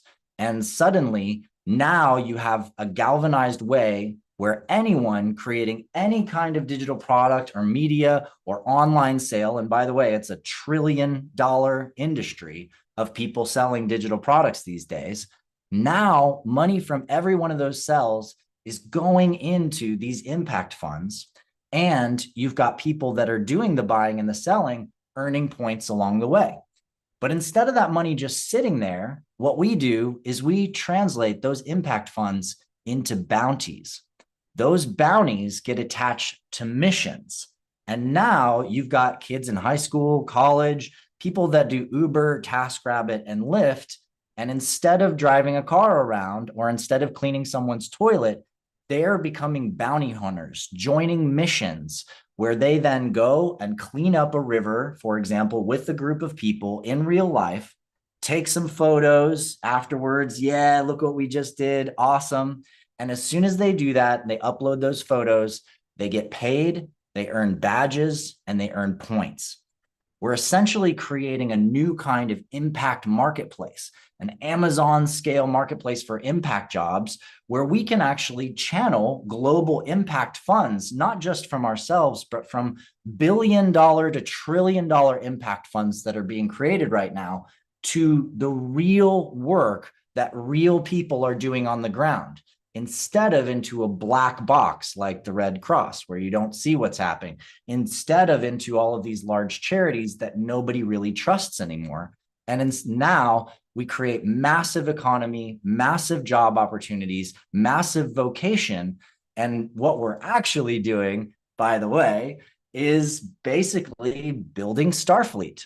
We create programs for the youth to become creative leaders and ambassadors in making these changes and earning points and badges that are appropriate for their age groups.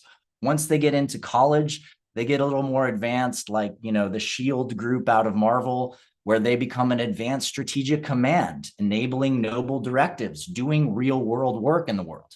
And then as they become older and join, people that are my age, they become part of a league, of a sophisticated network of business and project leaders, earning points and gaining credibility and gaining recognition and building their responsibility by building their networks with each other.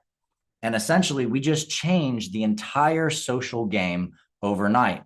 We say, look, who cares how many followers you have? What I actually care about is how many trees you've planted, how many photovoltaic systems have been installed or rivers have been cleaned up, maybe not even because you went and did it, but because you created and you gave to that.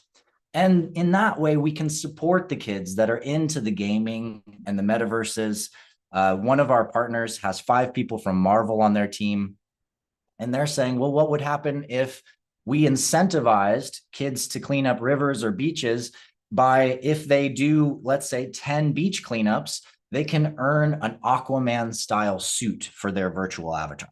Perhaps they'll even learn real physical skills. They'll develop real world products and projects. And now you're incentivizing the youth and the kids to move far beyond this sort of I'm in my computer game world into I'm in the real world and I am a planetary steward, shifting this whole dopamine hit game of how cool am I to a new level of mission metrics that say, actually, how much change am I making?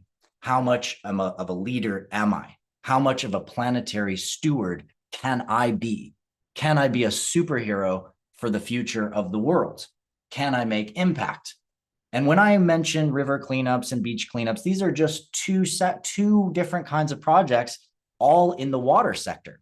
But we have projects in land and air and fire and life, projects in communications and education, health and food, justice and principles. We're interested in whole sector change, changing the way that we actually approach planetary stewardship at the most fundamental levels, where we start to see that all systems are interconnected, that everything that we do makes a difference and makes an impact. And I believe it's very possible that we can take a very small amount of the networks that we already have. Unify, for example, reaches 100 million people per month.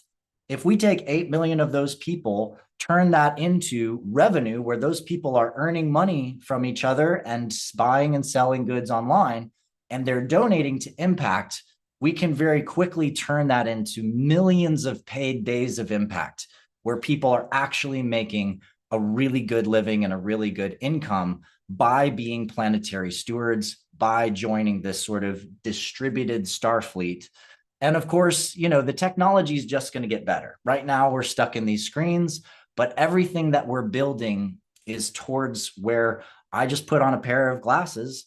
There is no blue background in this screen, and I can just pull up my dashboards. I can see my communication systems. I can search and sort based on groups of people that I'm interacting with. I can collect different ideas and different knowledge very quickly. I can create different kinds of digital media products, courses, music, videos, etc. And of course, I can travel around and get to know other people's work, as those people are actually star systems with planets of content around them and all different kinds of data. And so this is a very big project I've been working on for a long time.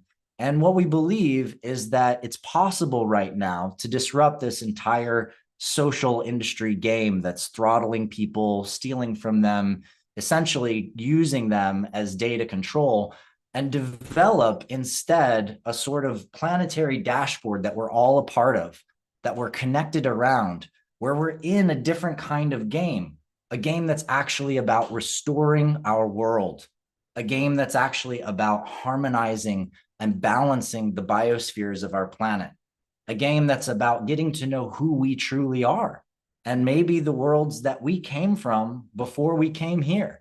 And how can we get to know with lucidity and clarity the truth about who we are, the truth about our history, by leveraging trust, by leveraging an ability to sort through false information and actually get right down to the heart of what is true and what is good and what is real. And I believe through that pathway, we can become an amazing galactic culture. We can see Star Trek's, academies become real. We can have flying cars to travel to other worlds. We can go out into the atmosphere and really see our beautiful spherical planet, each of us individually, not for just the first time, but for the first of many, many times. And we can go to other worlds and meet other species and other cultures and learn from those cultures. How did they learn to master their planet? How did they learn to change the structure of their entire planet to be supportive of life for all the generations to come? Can we become humble again and learn that we're not the smartest people out there? We're not the lead species that gets everything while everything else is animals. That in fact, maybe we're beginners. We're like teenagers in the galactic family. So I invite you to come and explore our project. It's called Core Nexus. You're free to go to corenexus.is or take a picture of the QR code on your screen if that's available to you. And really appreciate your time and for letting me have this presentation. Here's how you can reach me in my work. Thank you all so very much. Beautiful, brother. You are definitely from a planet with very advanced technology. Seriously, man, you're like bringing it to Earth. You're taking us evolutionary into this next phase, because that ability, that coding, the programming techniques, all there, but we're keeping it so archaic, and you're really taking it to the next level, brother. So thank you so much for everything you're doing. It's an honor and pleasure, gentlemen. Keep up the amazing work, and I'm with you. I support you. Let's do this. I can see the planet that we're creating together. Thank you so much for all of your work. Thank you, man. Let's do it. All right. Take care, brother. Thank you. Good night. Amazing. And you can see a lot more of Adam, as he said, on Portal to Ascension, on our YouTube, and just search him on the internet if you want to check out more of his presentations. Some incredible presentations, including one 3-hour event just on the galactic technology of different ET races. So please do go check other work out from Adam. So we're going to move on here. We're a little behind schedule, so we're going to move on straight into our next presenter. We have Ruben Langdon joining us, everybody. And let me go ahead and set him up here while I read his bio. I haven't had Ruben on here for a while, so I'm excited to see him. Ruben is an international stuntman, actor, filmmaker, video game star, whose work you can see in productions like Pirates of the Caribbean, the Power Rangers series, and the highest grossing film of all time, Avatar, where he played the role of Jake Sully's alien avatar. Rubin shot to stardom in the video game world with leading roles as Ken Masters in Street Fighter and Dante in the Devil May Cry franchise. His film and television career has given him the opportunity to work with some of the biggest names on the screen, from Jackie Chan, Andy Serkis, to director James Cameron, and even Steven Spielberg. It was while working on James Cameron's Avatar that Rubin had his first UFO sighting, and this sent him in the direction of ufology and the paranormal. For over a decade now, he has been researching extraterrestrial phenomena. He is the host of the popular TV show Interview with ED, Extra Dimensionals, on the Gaia Network. He was even doing that before it was on there. And in 2013, he co-produced the 5-day event at the National Press Club in Washington, D.C., which was a milestone for the disclosure movement, called the Citizen Hearing on Disclosure. The historic event brought together over 40 witnesses, mostly ex-government and military, to testify in front of 6 former members of Congress in a mock congressional hearing about ETs engaging the human race. To date, it is still the most comprehensive body of evidence and testimony ever delivered. And so I'm excited to bring Rubin on. Rubin, are you with us? Well, I guess I did not set you as a presenter properly. Here we go.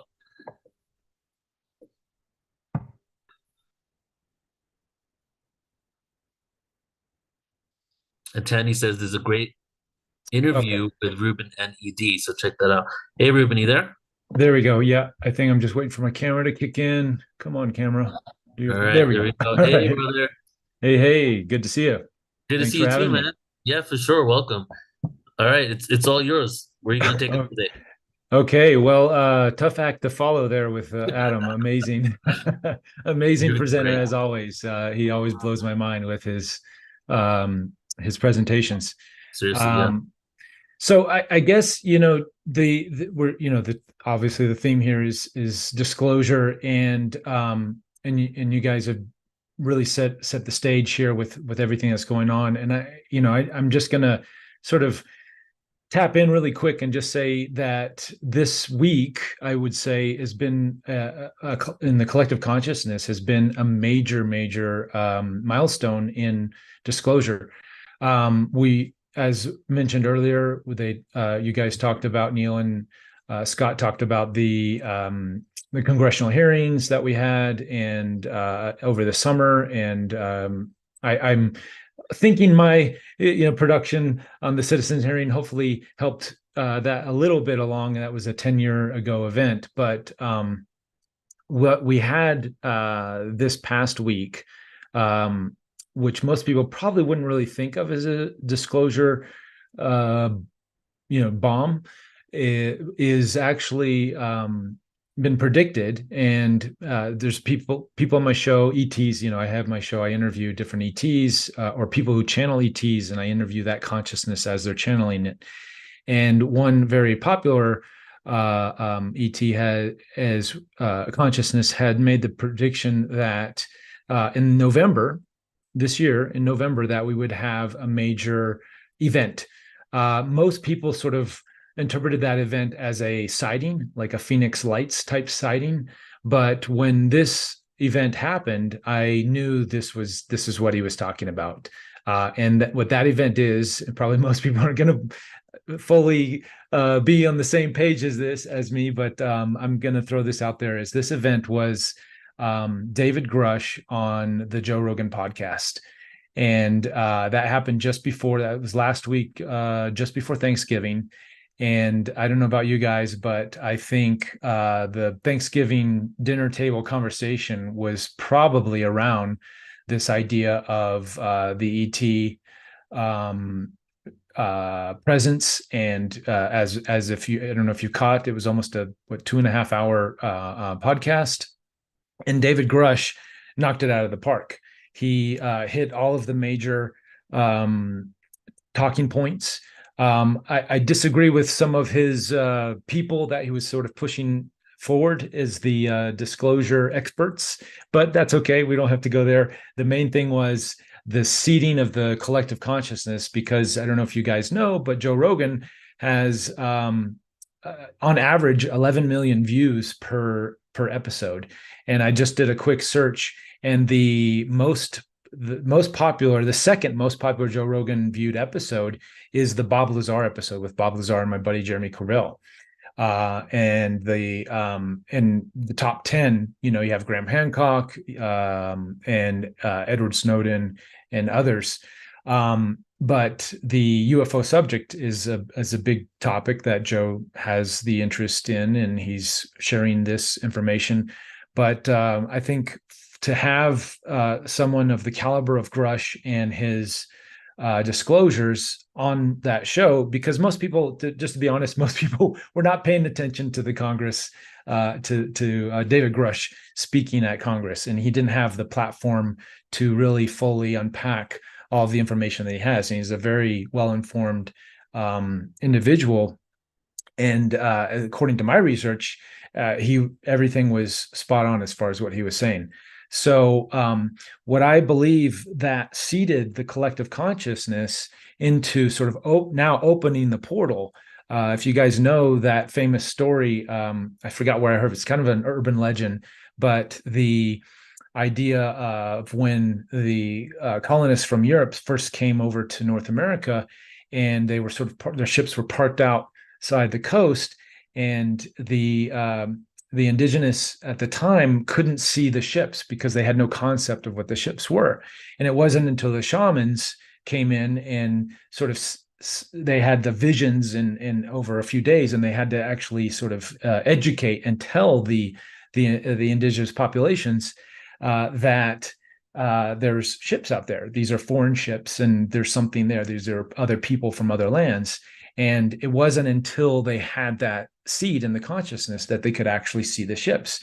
So with that type of seeding of the consciousness, I think that we are very primed now. And I'm seeing the numbers. I was trying to get actual numbers on the David Grush interview and to see how many numbers are coming in, but it is very popular, and it's the number of retweets. And if anybody's on UFO Twitter, you'll see just tons of clips from it. So I think this is our disclosure bomb we were looking for, that some of these extraterrestrial consciousness had predicted. I don't know. We still have 2 more days left in the month of November here, so we could get a Phoenix Lights type event still. So not or 1 more day. So not ruling that out, but I think that we are definitely the consciousness is primed and ready. Tucker Carlson just had Representative Burchett on today talking about David Grush's testimony and others, and how this subject has been sort of kept away from humanity. And Burchett, mentioned the 80 years of secrecy that we've been having, and how Congress is stonewalling the bill that Grush was talking about. And so again, Tucker Carlson bringing it to that level. You're talking about 2 guys, Joe Rogan and Tucker Carlson, who have more than all of the mainstream media combined. The viewership, they have more viewership. So, I'm seeing Neil type in, just 1.4 million views, just that clip. So we're ready, we're here, and it's super exciting to experience, to be here after this long journey that I've been in, and many of you guys have been in longer than I have. This 10-year, a little bit more than 10 years for me. I do believe the chatter in Congress, that's going to continue, but that's not what disclosure is. Disclosure is like what Adam was talking about, and what Scott and others were talking about, is that this is an individual phenomenon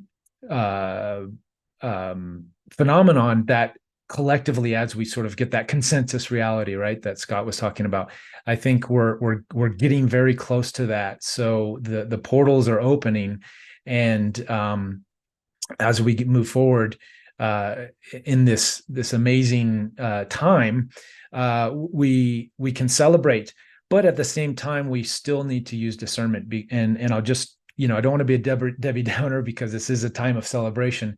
But there is many agendas at play here, and I just want to put a discernment disclaimer that we do need to sort of understand the different players that are involved, and this is a very complicated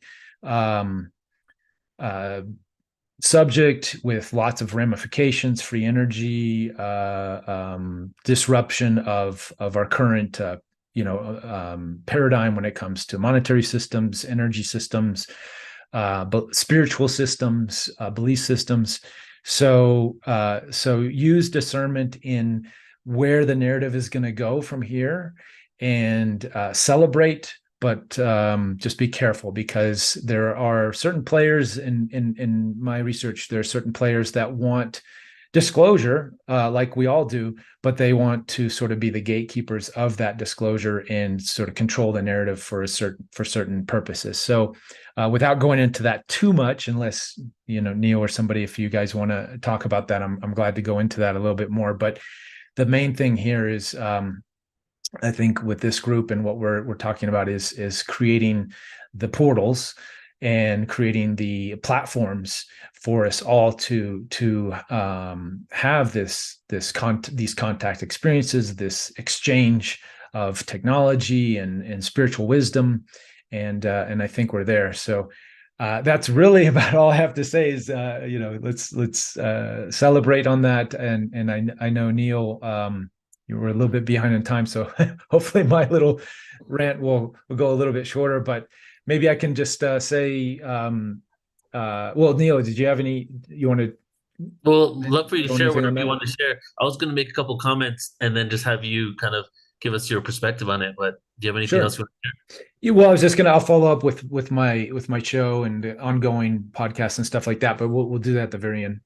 So, in part of the Joe Rogan, first of all, yeah, I completely agree that Joe Rogan podcast was next level. It is the largest podcast in the world. And a lot of people say, like, I was living in London for the last 6 months. I was in a small village. I went to a Turkish barber. Guy had just moved over from Turkey. And he goes to me, right? Did you know that the US Congress yesterday has something on UFOs, right? Not even in his world, it's leaking into this. But he didn't really know any more than just he'd heard that. Now that it's been on Joe Rogan, many people that had just heard about it, oh, is there something going on about UFOs? I was at a comedy thing in Ireland and they were talking about it there, but none of them knew anything deeper. So what I feel this is going to do is allow a lot of those people who literally sit and listen to Joe Rogan, because he's just such a great, I just love him, right? So have the opportunity to drop deeper, but deeper than any other conversation that's taken place. Like that's what that podcast really showed. Exactly. Right? Yeah, we need that long form podcast is what's needed for this subject matter. It's hard to just get the quick sound bites, and even Congress, it was so fast.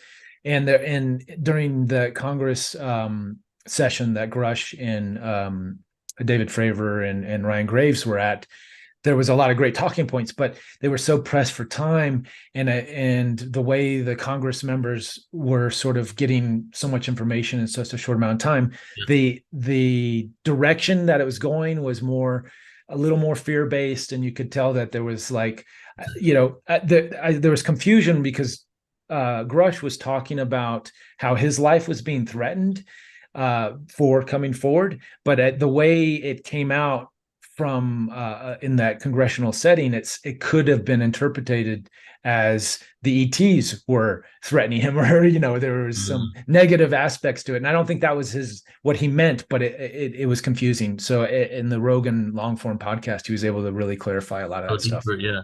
Sylvain, did you want to jump in here? Yeah, I did, because this is what's happening now. Just like Ruben said, is really amazing. As we've been having a lot of discussions at the Alliance about this.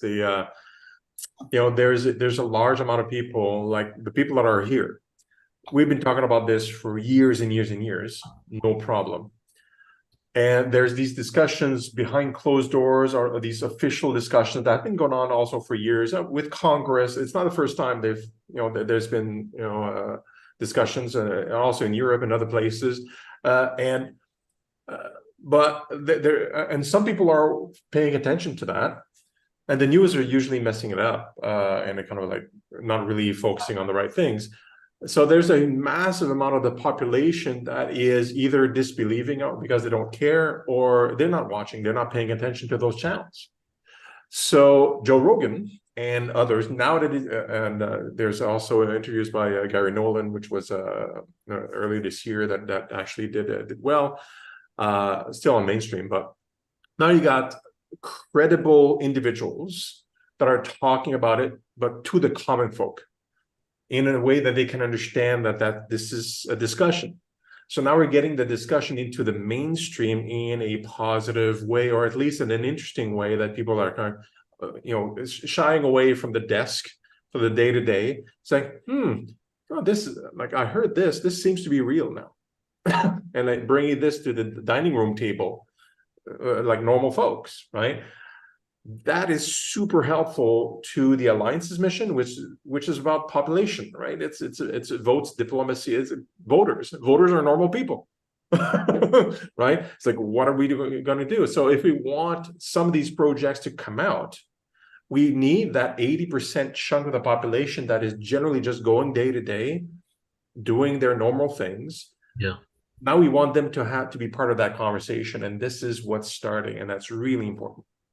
Exactly. Yeah, I never, after having that experience in Congress the mock congressional hearing and talking to the 6 former members of Congress that we had for the citizen hearing on disclosure, I realized that after that event, Congress was going to be a dead end. I knew that we were never going to get the disclosure that we need in Congress. It actually blew my mind the last summer when we had Grush and others testifying, but I sort of figured this was going to be a grassroots, like just like women's rights with voting, the civil rights movement. These are all grassroots movements that come from the people, and then they work themselves up. So it's sort of a very similar type situation. Oops, my earphone died. Hold on. Are you guys hearing me okay? Yeah, we hear you. Okay. I'm just not here. Okay, there, I'm back. So I do think it's going to be a grassroots, and the more we can continue to have the conversations amongst ourselves and with other people in our communities, and come together and have more events like this, that we will get the disclosure that will force the hands of governments to disclose and create the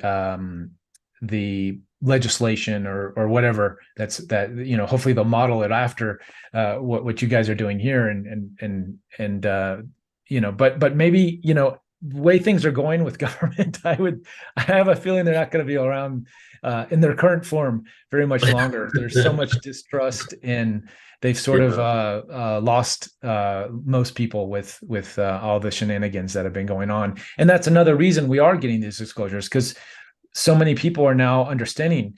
Before it was kind of a big pill to swallow, like, what, the government's hiding the UFO secrecy or they're hiding this stuff for 80 years. That's impossible. How can they ever do that? But now people are starting to see, oh, well, they're lying about this, they're lying about that, they're lying, so now people are like, oh, of course they're lying about ETs. So we're in that sort of collective consciousness shift. And I think our job is to make it to take the fear out of it, because there is still a lot of the public that are first just hearing these things, and because of their belief systems or whatever, there's still a bit of fear, and there's a lot of narratives about end times and this kind of stuff where we're like, no, this is the end of the old times. This is a beginning of a new way of doing things, and there's nothing to be afraid of. So excited about these ongoing conversations and how it unfolds. But this is definitely what an amazing time to be alive. Yes, it is. And we're moving from the conversation from what's in the sky to who's behind these vehicles, and then the next one is having the actual conversations with these beings, right? And perfect segue for your work, because that's what you've been doing. I feel like you've had more conversations with interdimensional extraterrestrial beings than most people on the planet. So love, as we close out with your session here, just to share about your work. Yeah, it's that was sort of I started with the nuts and bolts, the citizen hearing and evidence-based research and that kind of thing, and then I started listening to some of these channeled messages coming from people who claim to channel ETs. And the more I listened to them, the more the puzzle pieces just sort of fit, and how the missing gaps that the evidence-based researchers sort of didn't have those puzzle pieces, and I'm like, wait, these guys over here are saying exactly what just fits perfectly within these missing areas. So as I started to explore that and dive deep, everything really made sense. And the biggest missing piece was really this spiritual aspect of, doing the inner work as individuals and collectives in our communities, and how we can come together and thrive and work together on Earth. As Adam was saying, this is our Earth home. We are all humans, even though we may have star family backgrounds. We are born from this planet, and that's where we can all find our commonality. And as I started diving into these conversations, that's what was being shared from these sort of higher perspectives, if not to put a hierarchy on things, but just to higher frequency perspectives, and civilizations that have gone through different evolutionary stages, and they share with us, well, you guys are going through what we went through, and we shifted our into these higher realms of consciousness, and sort of worked out our problems, and here's some nuggets for you guys to chew on, and maybe you guys can do this. And it's been an amazing journey. I've been working on that for about 10 years ongoing. I have a membership portal now, and doing weekly interviews with special guests and channelers, and new people coming around all the time, where the phenomenon is really taken off. 10 years ago, Neil, I think we were at Rob Gauthier's channel panel together, right? And now it's like the channeling, the number of channelers who have come online and are able to connect and share. It's you could throw a stone and hit a channeler these days. Right. It's quite amazing. Mm-hmm. That's first contact, as Bashar says, is us channeling. Yeah, totally. And it's happening. The light language phenomenon. So many people are channeling light language and getting into that heart space and really connecting. And it's amazing to be sort of on that a viewer, of it. And even in my own right, I'm sort of dipping my toe into those areas. But it's interesting. Fun. Okay, we got to talk more about that another time. Okay. Yeah. Thanks, Ruben. Appreciate you, brother. Thank you for everything you've done and been doing for so long, and just moving the conversation and really like getting so much information out there for us as we're learning who these beings are and how we interact with them. So appreciate you, brother, so much. Oh, likewise, and thank you for your continued work and putting these types of events together. Thank you, brother. Talk soon. All right. Okay, bye-bye. All right. So now, everybody, we are going to get into a little bit of music, I believe. Checking out the schedule here. So, Sylvain, we have video and song, but I'm not sure which video it is first. Do you know, or does Angelique know? Let's go ahead and bring Danielle on, because we're going to have some music from Danielle. Then we'll play the video. Yeah. And Angelique, if you could let me know in the chat which video we'll play afterwards, but we'll have the music first. And do you want to introduce Danielle? Because I don't have her bio here. Do you know any info on her? No, Angelique does. So we're going to be, but maybe she can introduce herself. Perhaps that would be. So we're going to just be surprised and amazed with some beautiful music from Danielle. So let's go ahead and bring her on. Yes, perfect segue for all this information. There's a lot of information here, so it's beautiful to add music in order for us to integrate this experience. So Danielle, thank you so much for being here. Looking forward to hearing you.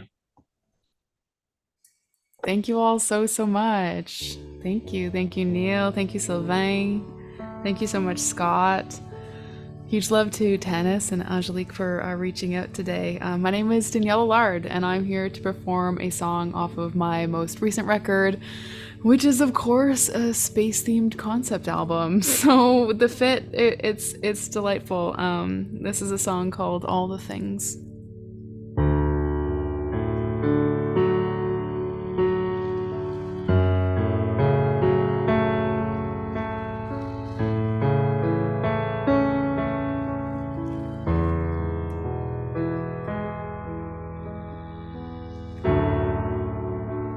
Outside of your window,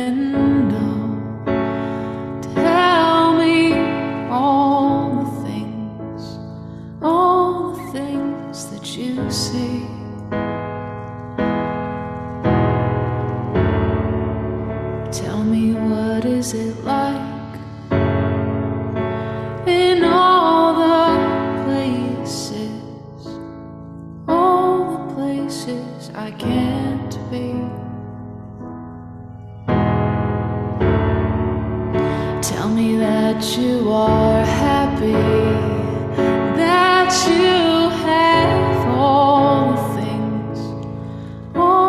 things that you need. Look out into the city to all your memories in the buildings and the trees. Close your lovely eyes, smile at the sky, think of nothing but the sun on your skin. Oh, close your weary eyes, dream that we can fly, stand in wonder at all the worlds within, and just be.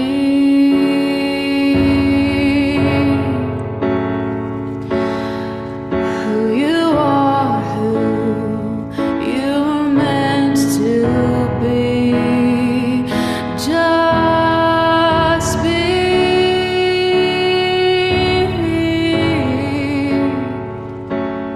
who you are, who you were meant to be. Look inside of your window.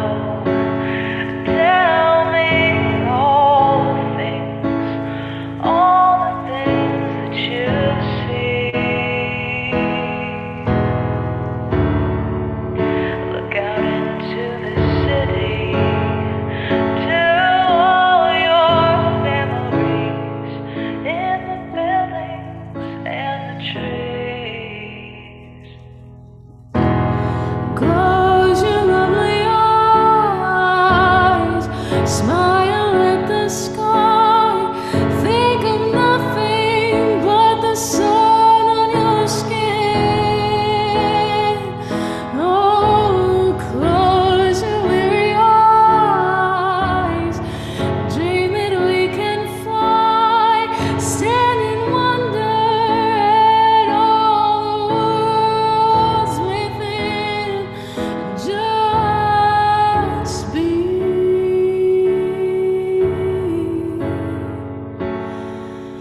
who you are, who you were meant to be. Just be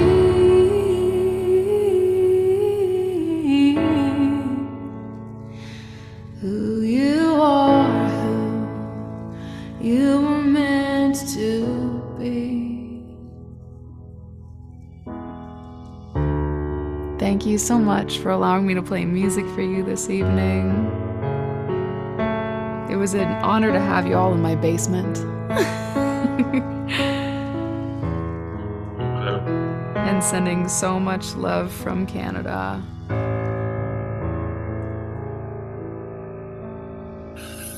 Full body chills, Danielle. Full body chills. Thank you Amazing. so much, Neil. Thank you. And Thank could you let you. us know who you are? Just where we can find more music from you. Oh, for sure. My name is Danielle. I'm an independent musician and artist from Ottawa, Canada, and I spend a lot of time down here. So 3 times a week I live stream. So if you're ever feeling lonely and you're looking for a community of folks from around the world, we're live 3 days a week on Twitch, and it's just myname.com if you want to find some Amazing. music.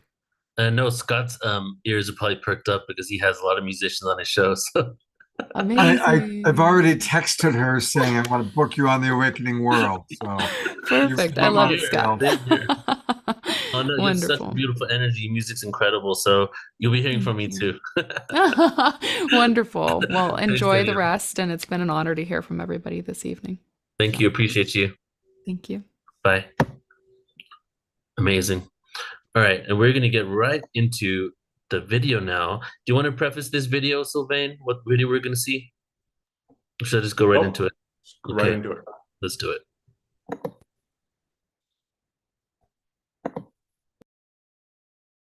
Embassy for Extraterrestrials. What an amazing project. and oh so much needed. But whatever the project, perhaps the more important the project, the more important the process. We have a well understood, well followed process that minimizes the likelihood of problems, that keeps costs to a minimum, and so on. And that process here, project definition, how do I fully understand the project? And then usually for a major project there's a scoping study to identify potential sites. Feasibility study of the most promising site, and that of course informs the due diligence and permits the site acquisition. Then the master plan, which is exactly what it says, get everything coordinated and make sure you have all the approvals. At the end of the master plan, you're usually breaking into design and construction packages, and you can see some typical such packages there. And then of course, if everything's scheduled correctly, you go into a commissioning and then operations phases. So the project definition. Did the project definition, talk to the team, got a good understanding of what is involved, read the references, came to some conclusions. No extraterrestrial will want to deal with the disunited and disjointed humankind. So until their ground rules, they probably won't deal with us. Millions of tourists will not fly thousands of kilometers to visit a fake embassy for extraterrestrials. It has to be a real embassy. And therefore the rules are just as important on that point. So we need the diplomatic issues to be resolved before we proceed to determine a site. No good choosing a site and then finding out that the diplomatic rules are not agreed to by that government. So we have to insert in this one the diplomatic initiative. So what's a diplomatic initiative involve? Importantly, there are two optional protocols which came in around the same time. One about the acquisition of nationality and one about compulsory settlement of disputes. They're optional protocols. So things that were agreed to by some parties but not all parties were taken out of the main convention and put in as optional protocols, and those nations that wanted to adopt them could, those that didn't have to. That optional protocol mechanism is very useful. So the diplomatic initiative for this project builds on the Vienna Convention by providing a third optional protocol, and we provisionally titled it the Optional Protocol Concerning Embassies for Extraterrestrials. That of course is a draft. The most important thing now is to have that discussed in diplomatic circles and adopted by at least a few countries. So there's a few ways we can proceed. One, a country can adopt the protocol unilaterally, witnessed of course by ambassadors from another couple of countries. Two or more countries can sign the protocol and deposit a copy with the UN. The UN is just a depository there. A country can instruct its UN ambassador to request the United Nations Secretary General to work with the International Alien Movement to present the protocol to the UN. A country could volunteer to host a convention to discuss the draft protocol. That's it, no obligation, just bring diplomats from various countries around the table to discuss the protocol. But if the protocol proceeds and is adopted, then it would become the protocol from that city concerning embassies for extraterrestrials. Or perhaps we missed something and there's a better mechanism, and of course we're happy to consider it. So the project definition's done, the diplomatic initiative is progressing. Before you can do the scoping study, the feasibility study and site acquisition, you need a concept master plan. You need some idea of what we're talking about. It's not the final plan, it's cartoonish a little bit, it's indicative, but you have to have it to be able to do those things, otherwise the consultants don't know what they're looking for. So go back to the source documents and look for the specifications. The key ones there, 1,000 meters from the edge of the building, so not from the center, but from the edge of the building, and a number of points of entry, utilities, the airspace, that's a diplomatic matter, and neutral territory, that's a diplomatic matter rather than a design matter. And so there we have a big round wall of 1,000 meters radius is a tricky thing to build, So 6 straight walls are much easier. Fitting that into a rectangle leaves some extra space, about 30 hectares in each corner for other uses.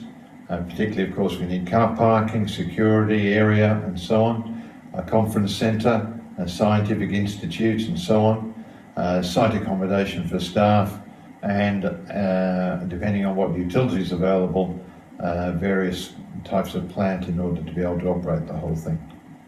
So, and of course a perimeter fence around the outside of the whole thing, and along those 2 side walls you'll see there's a need for a little track running down the side between the actual wall and the boundary fence. So all of that gives us those areas, essentially 5 square kilometres. So what's the benefits for the host country if they decide that they want to be considered for this project? First of all, there's direct investment. It's an approximate figure, of course. We can't know the exact figure till the master plan is complete. And even the feasibility study will still be an approximation. But we think around that figure for the actual investment to construct the whole facility. And then tourism during that whole process. And once it's built, a lot of emphasis on tourism, of course, because that will keep the whole thing operating. But after ET arrival, it will be the hottest destination of all time. There will be no place on the planet more important than this embassy after the arrival of the extraterrestrials. And that will justify building a new city nearby, much, much bigger than a single science institute. We call that city tentatively Scientopolis. So the big question, of course, is how much tourism? You can build an attraction, but will people come to it? And of course, this pre-ET arrival. So here you have cultural tourism's top 7 from before COVID, of course. And you can see the biggest of those by far is New Mexico, which includes Roswell. Roswell, of course, has famous ET connections, and it fuels a massive part of New Mexico's visitations. After that, you can see the others, Great Pyramids of Giza, half of what New Mexico gets. And then falling steadily below those. The 2 you can't see, the Taj Mahal's about 7.5 million and Eiffel Tower's about 7 million. By the way, the UK gets about £1 billion worth of income from the visitors that just come for the crop circles. It's just crop circles. £1 billion worth of income. So what are our projections? Well, we think 3 million visitors a year would be quite modest. An average spend of about 800 per visitor is quite normal. So we're talking about a total spend of US 2.4 billion a year, which, as I said, is not that much more. It's less than double of what the UK gets just from crop circles, which of course are transient, only a few months of the year, and you don't know for sure where they will be, somewhere in the croplands, of course, in the middle of the country. After ET arrival, who knows? You won't be able to count it. They'll be building new airports.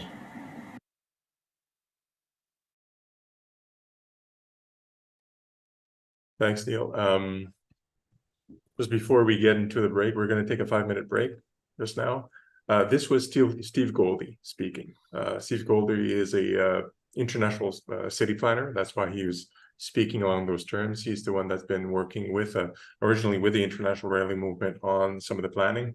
Now he's also working with us at the Alliance to to make sure the building happens correctly and according to rules, feasibility studies, and this is what he's been doing for a living for 30 years, and we have a team of architects available as well as other professionals that are working on some of those technicalities along with the diplomatic ventures. So just to show that this is a real project with real professionals working on it, and we are connecting with officials at those levels, diplomatic and political, to make it happen.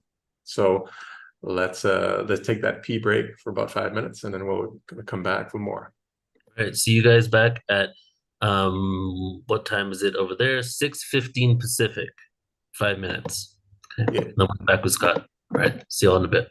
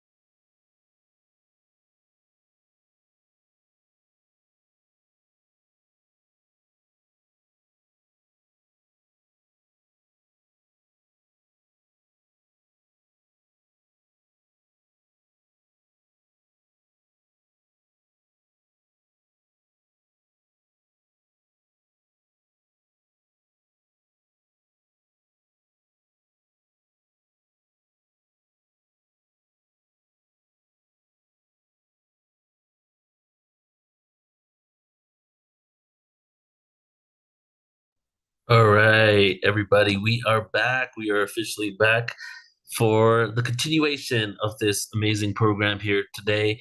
And I have the honor to be introducing our next speaker. And let me just pull up his bio here so I can do him justice. And it is going to be none other than Scott Katamas. So Scott and we connected about, I think, 3-4 years ago, and it was on his Awakening World show, and he was doing it with Deborah Juicy back then. And we've been kind of supporting each other with different types of events, gatherings. He's had me on his show multiple times. He's come and emceed on Portal to Ascension, and just the amount of commitment and love. Before I get into his official bio here, amount of commitment and love and dedication he has to consistently show up for people and to be doing this work and accumulating many amazing speakers and musicians in order to create a platform for people to go to and experience a sense of joy, connectivity, unity is pretty incredible. So I really have to take my hat off to Scott and what he's done, especially during the COVID times, because during those times, he was creating some events for people where people were stuck at home and providing a lot of inspiration and love, which is why I feel he has such a dedicated following right now because of all the energy that he put out there alongside Deborah in the beginning and continues to do so. So Scott Katamas is the creator of Love Coach Academy and the Global Peace Tribe. He has a very successful career as a writer, director, producer of educational programming, where he won multiple Emmy Awards and reached millions of people through his productions. He worked with many leaders in New Thought field, including Dr. Marshall Rosenberg, Tony Robbins, Deepak Chopra, Wayne Dyer, Ram Dass, and more. He was so impressed with the transformational power of these tools, he shifted in being a full-time life coach and teacher. When the pandemic hit, Scott immediately put together a full slate of free online programs with his senior love coaches. He's also partnered with longtime friend Deborah Juicy to create Saturday Night Alive and the Global Peace Tribe, that he's still continuing creating events through Awakening World. Through the Love Coach Academy, there are currently a dozen weekly online shows. I think this is a little old, probably. You've probably done much more since then. And I'll just say here that now he just continues doing this work, and I'm just really honored to be able to be connected with Scott and just be walking this path of awakening with him, just providing a lot of content and connecting people so that we can have a sense of unity as we move forward and become the world citizens that we are all destined to be. So Scott, appreciate you, brother. Thank you so much for everything you do, man. Oh, thank you, Neil. That's a really beautiful introduction. And, it's happening. It really is happening. It's an incredibly exciting time. And it's a powerful time on the planet. And because this is such a special time, I have a very special gift I'm going to give to you and the entire audience. And that is, I am going to share with everybody the meaning of life. Who wants to know the meaning of life? Well, tonight I'm going to share it with you. And I'm actually not joking. I mean this sincerely. So, about 25 years ago, when I was producing television, and a lot of you probably watched the shows that I was a producer on, Strange Universe, The Other Side, The Paranormal Borderline, Looking Beyond. And it was really an amazing time being a producer on all those shows. And we did, of course, several shows on near-death experiences. I became good friends with a lot of the people in that world and still bring people like Daniel Brinkley and some of the others onto my current show, The Awakening World. At the time, the world's foremost authority on near-death experiences was a man, Dr. Kenneth Ring like on your finger. And you can Google him, you can read, he's written several books. Clinical psychologist who really dedicated 10 years of his life to studying authentic, legitimate near-death experiences. He would only accept a case if it was somebody who had been declared dead by a doctor or a police officer. They had to have been dead for at least 20 minutes. They had to have at least some partial memory of what happened while they were out there. And most of all, they had to be willing to be interviewed and hypnotized by a professional hypnotist while Dr. Ring would ask questions to probe the subconscious. By the time I first interviewed him, he had been doing this for 10 years. He had researched 300 cases all across the world, Black, brown, yellow, white children, adults, Christians, Jews, atheists, Muslims, you name it. And people's experiences were very varied. And for the most part, people's experiences usually fit within their spiritual beliefs.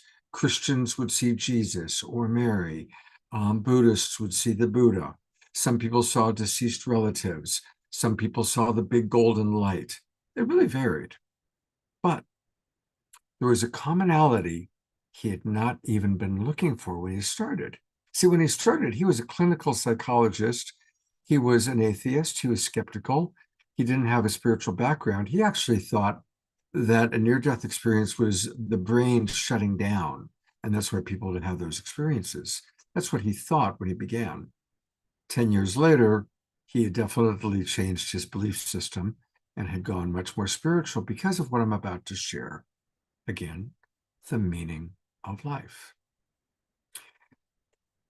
Almost every single person had at some time in their near-death experience a moment of either being shown the meaning of their life or remembering the meaning of their life or having an experience of it. And it was always a variation on the same theme. We're here to learn to love, starting with ourselves.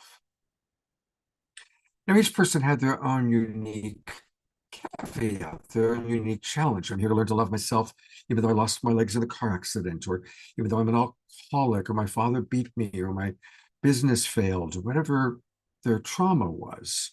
You know, they would have that, oh my God, yeah, I'm here to learn to love myself, despite the wounding, or the disillusionment, or the challenge.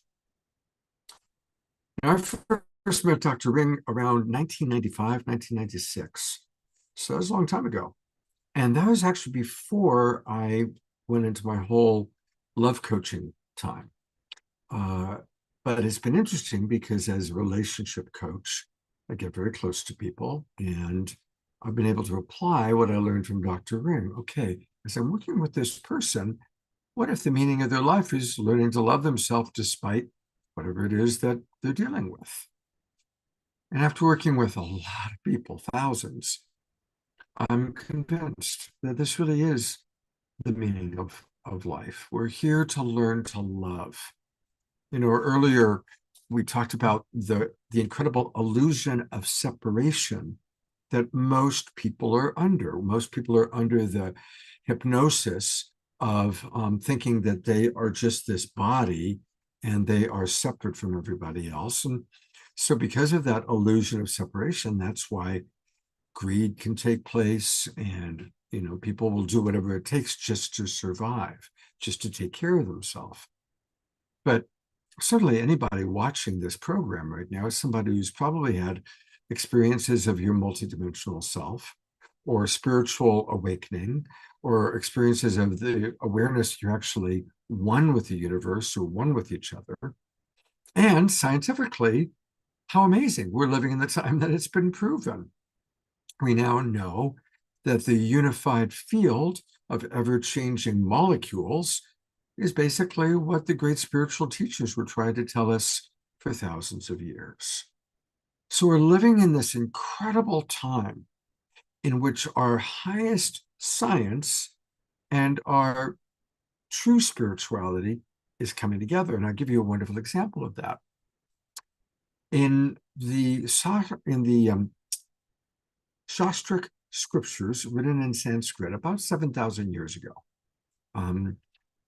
God, which is called Brahman, is assigned 26 principles. There are 26 principles of God in those ancient Vedic scriptures.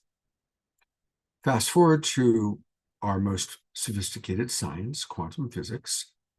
And quantum physics, in studying the unified field, has determined that there are 26 principles of the unified field.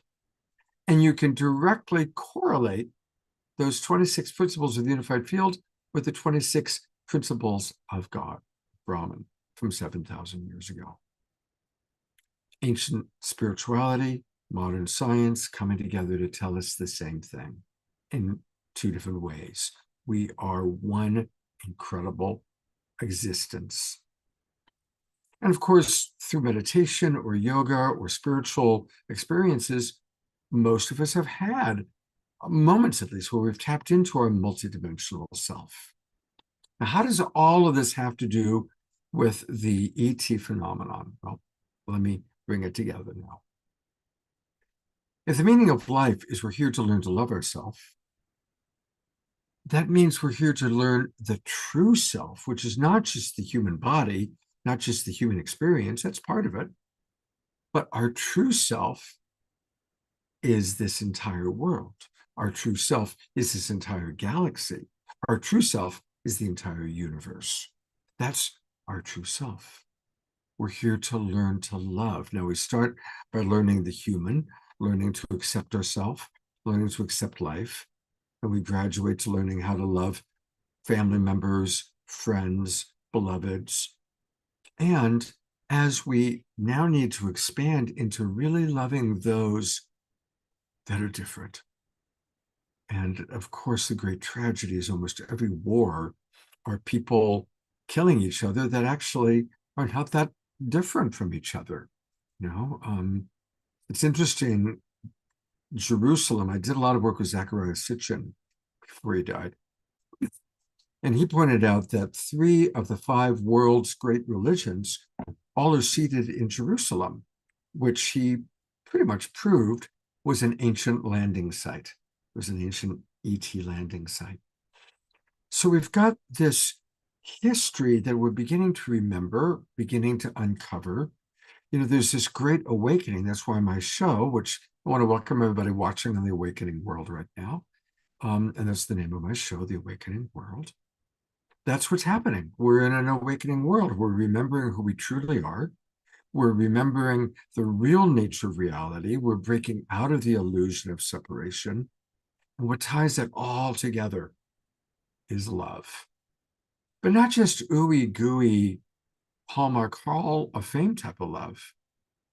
Now is the time for the love that the great teachers have always taught, which is compassion.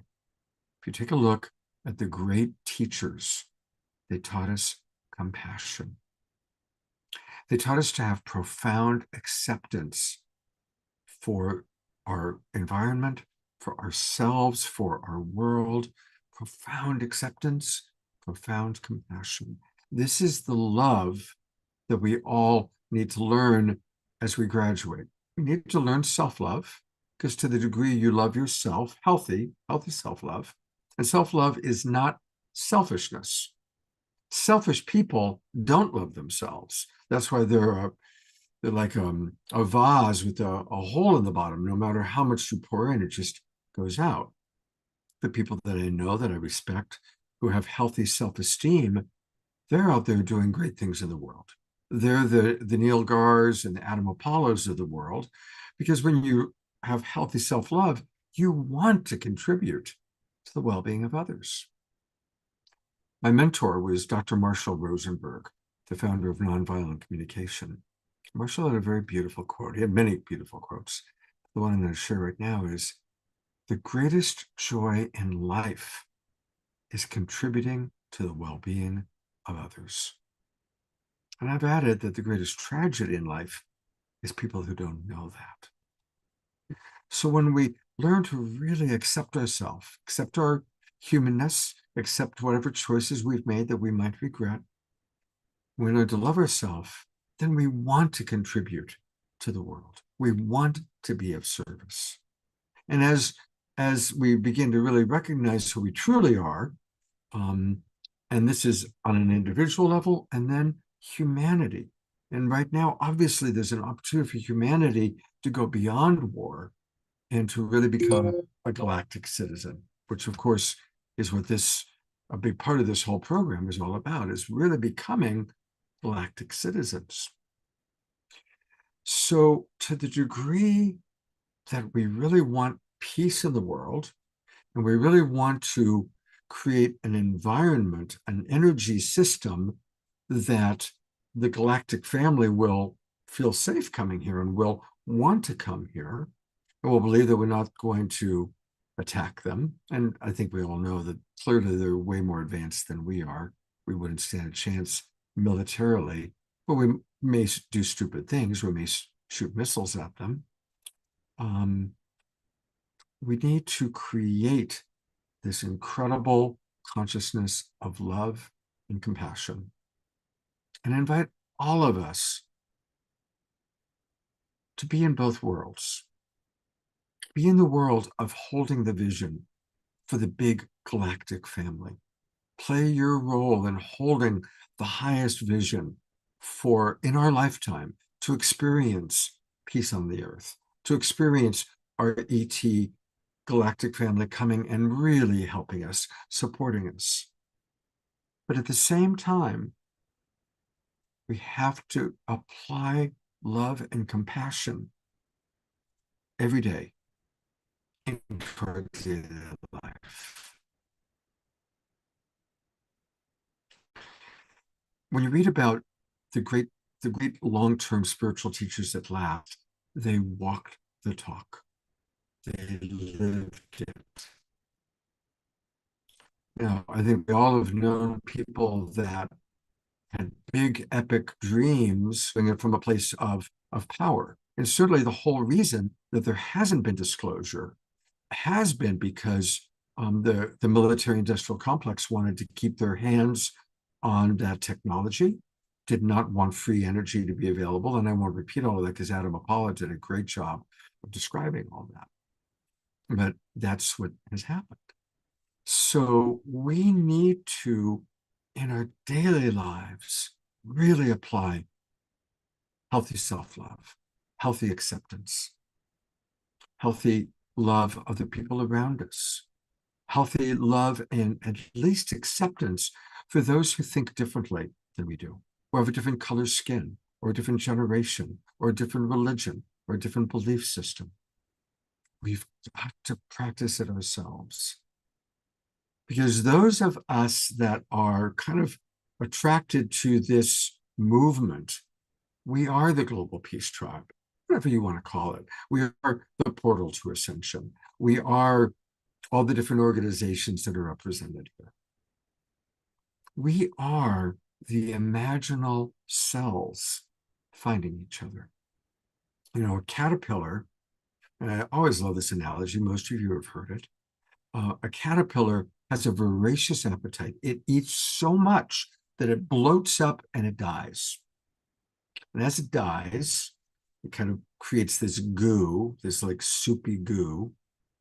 And the imaginal cells that are bouncing around find each other, come together, and create the butterfly.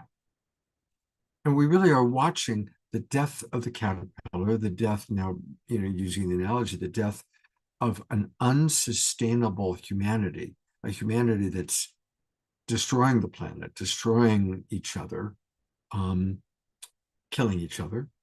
But within that, we are, every single person, if you hear my voice, if you're watching this, you are an imaginal cell of the new paradigm, of the portal to ascension. And we're all finding each other, and we're finding how to collaborate. You know, when the pandemic hit, and I started doing these shows, the Deborah Juicy Saturday Night Live with Global Peace Tribe, it was beautiful to see how everyone was collaborating. And just today, this morning, I was listening to the Humanities team, and a lot of my friends and collaborators were on that program. Here we all are collaborating tonight.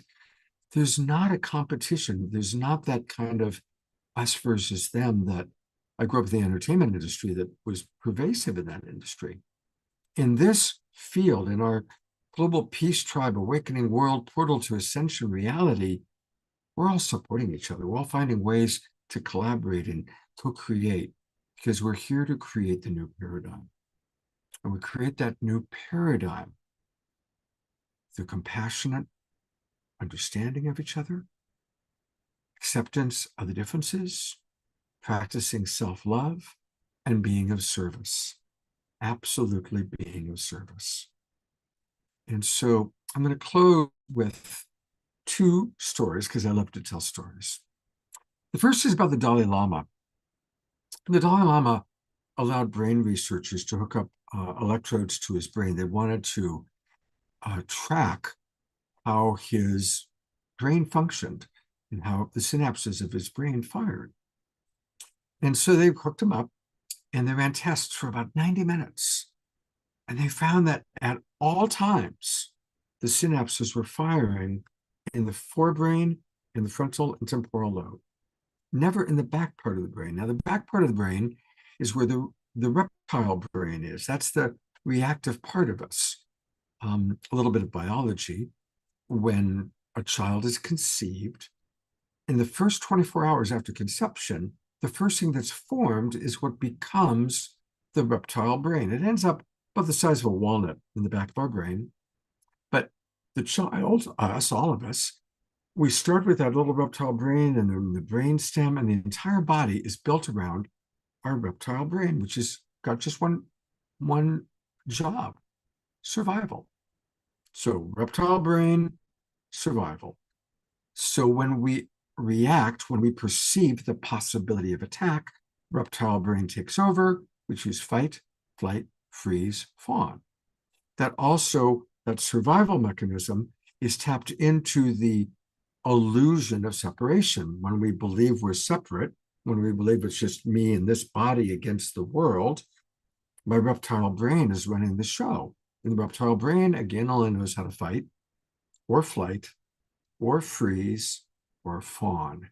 Fawn is like the small dog that when the big dog attacks it, it gets on its back, it surrenders, it exposes its neck, it says, okay, you win, please don't kill me.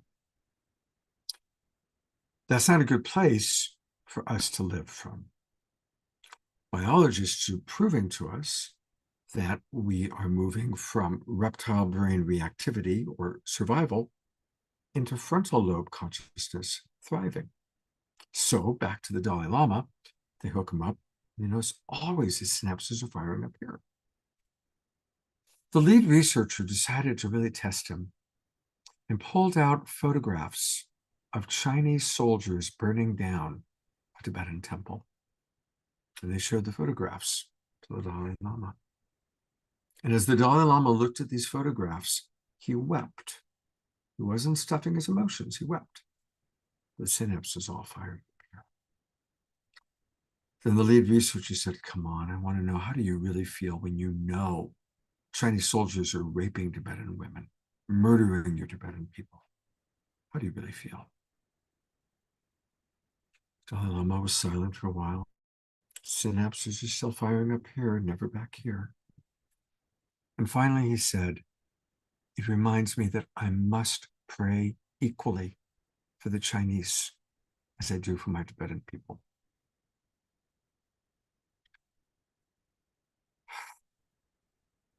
This is the movement of the human species. We are going from reptile brain reaction into frontal lobe responsiveness. Now, each and every one of us are going to have moments in which painful things are happening. An ex-wife, an ex-husband, a teenage son, a mother-in-law, a disgruntled employee, a difficult boss, the person flipping you off on the freeway, whatever it is. We're going to have moments where people say and do things that agitate us, that hurt us, that trigger us. And our job, both as individuals and as the new paradigm of humanity, is to practice radical acceptance, radical compassion, and to operate from up here and not from back here. And we're blessed because we have so many ways that we're learning how to do that. We have meditation, we have yoga, we have martial arts, we have music, we have incredible wisdom keepers. We don't just have like one or two every week. Neil has wisdom keepers on his show every week, twice, 3 times a week. I've got amazing people on my show, and they're black and they're brown and they're young and they're old. And, it's wisdom is flourishing. Wisdom is flourishing because it's helping us all really Wake up. And so it's not a coincidence that at the same time that Congress right now is negotiating this bill to formalize government disclosure. And right now, an apocalyptic scenario is taking place in the Middle East. And right now, climate change is absolutely threatening the world as we know it. And right now, thousands of people are waking up. Millions of people are waking up. It's all happening at the same time. And yes, we're having more and more sightings, and more people are channeling. Maybe they're channeling galactic beings, maybe they're channeling spiritual beings or angelic beings. But this whole multidimensional reality is opening up because we really are living in a time of the end of an old paradigm, call it the Kali Yuga, if you will, and entering this new age. But each and every one of us have a job to do, and that job is whatever our form of service might be. That job is certainly learning how to practice compassion and acceptance, and to truly practice love, which will lead to my last story and kind of the conclusion. I think I'm shorter than the 40 minutes they've given me. So, Neil, I'll be done in a few minutes. I want to remind us of a commonality of different spiritual teachers. Let's start with the Buddha. Many of you may know the story of Prince Siddhartha. He was, and this is historical fact, by the way. They have a lot more historical records about Prince Siddhartha and the Buddha than we actually even have, at least that we publicly have, of Jesus, of Yeshua. So Prince Siddhartha, his father was a sultan, a king, and he grew up in incredible wealth. And his father was kind of eccentric. His father only wanted his son, young Siddhartha, to experience perfection. So the father used a lot of the wealth to make sure that there was only perfect food and perfect people, and everything was young and beautiful. And Siddhartha was just like this super happy teenager. Life was amazing. One day he's playing hide and seek with his friends. He decides to hide outside the palace walls. So he drops outside the palace walls into India, 500 BC. Imagine what India was like then. Remember what India is like now, but imagine 500 BC. And so he saw death in the streets. He saw old age. He saw people with terrible disease. He saw just, the incredible suffering of human beings outside the palace walls. And with the heart of a Buddha and the zeal and naivete of a teenager, he makes a holy vow. I cannot and will not go back to my life of luxury until I have alleviated all the suffering in the world. And so he sets off his adventures, his travels. And as he travels, meeting with spiritual teachers and gaining wisdom, the more he travels, the more he realizes how big the world is. And the more he realizes the depth of suffering. And even in the ashrams, even where there's spiritual teachers, he sees suffering and ignorance. And finally, after many, many, many years, he collapses under the banyan tree. And he accepts there is suffering. Up until that point, he'd been trying to change it. I must change it. I must stop the suffering, which is a beautiful, noble thought. But it was when he accepts there is suffering that he became enlightened and became the Buddha of compassion. Next story is about Jesus, who I like to refer to as Yeshua. And think about Jesus on the cross, tortured and crucified.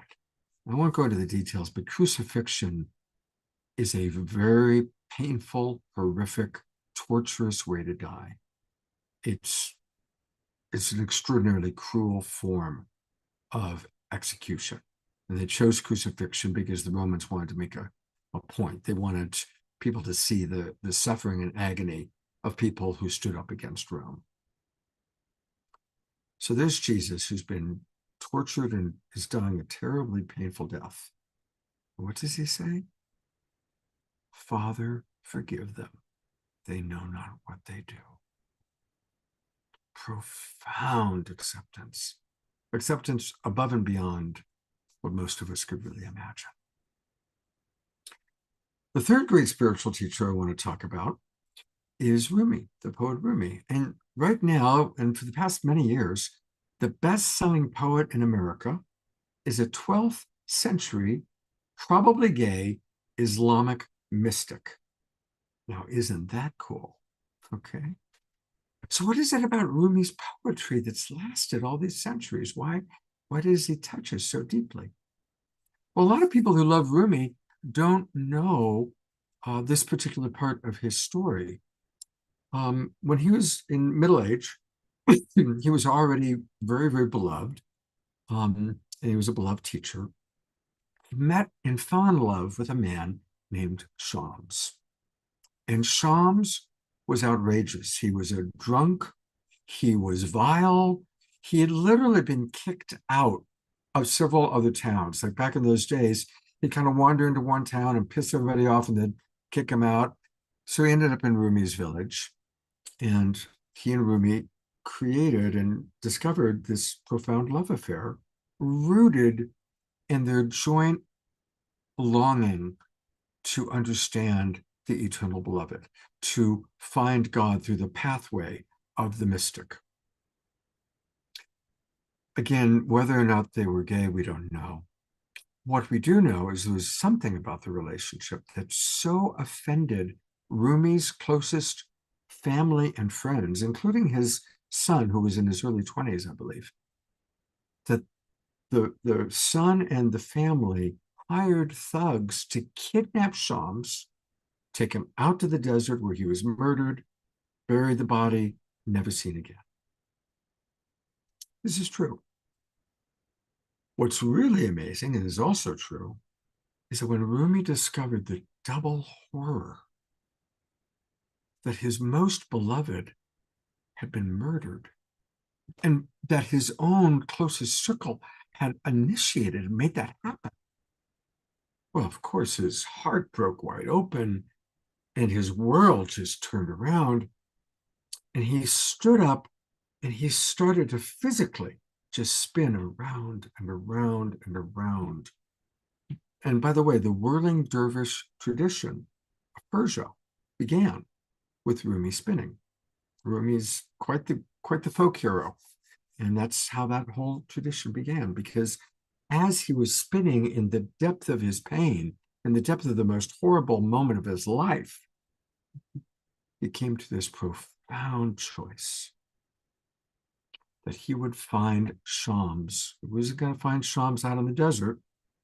He would find Shams through the pathway, the mystical pathway of the broken heart. And so much of Rumi's later poetry speaks to this. When you're reading poems and these things like, stomp on my heart and drink from the wine, he's talking about his own personal pain. And he references a lot the eternal beloved, and that was a double entendre for him. It was, of course, the big beloved, and also his desire to find Shams. Again, profound acceptance on the part of Rumi. And here we are, gobbling up his poetry 8 centuries later. So I leave us with this request that let's really do both things. Let's find our form of service.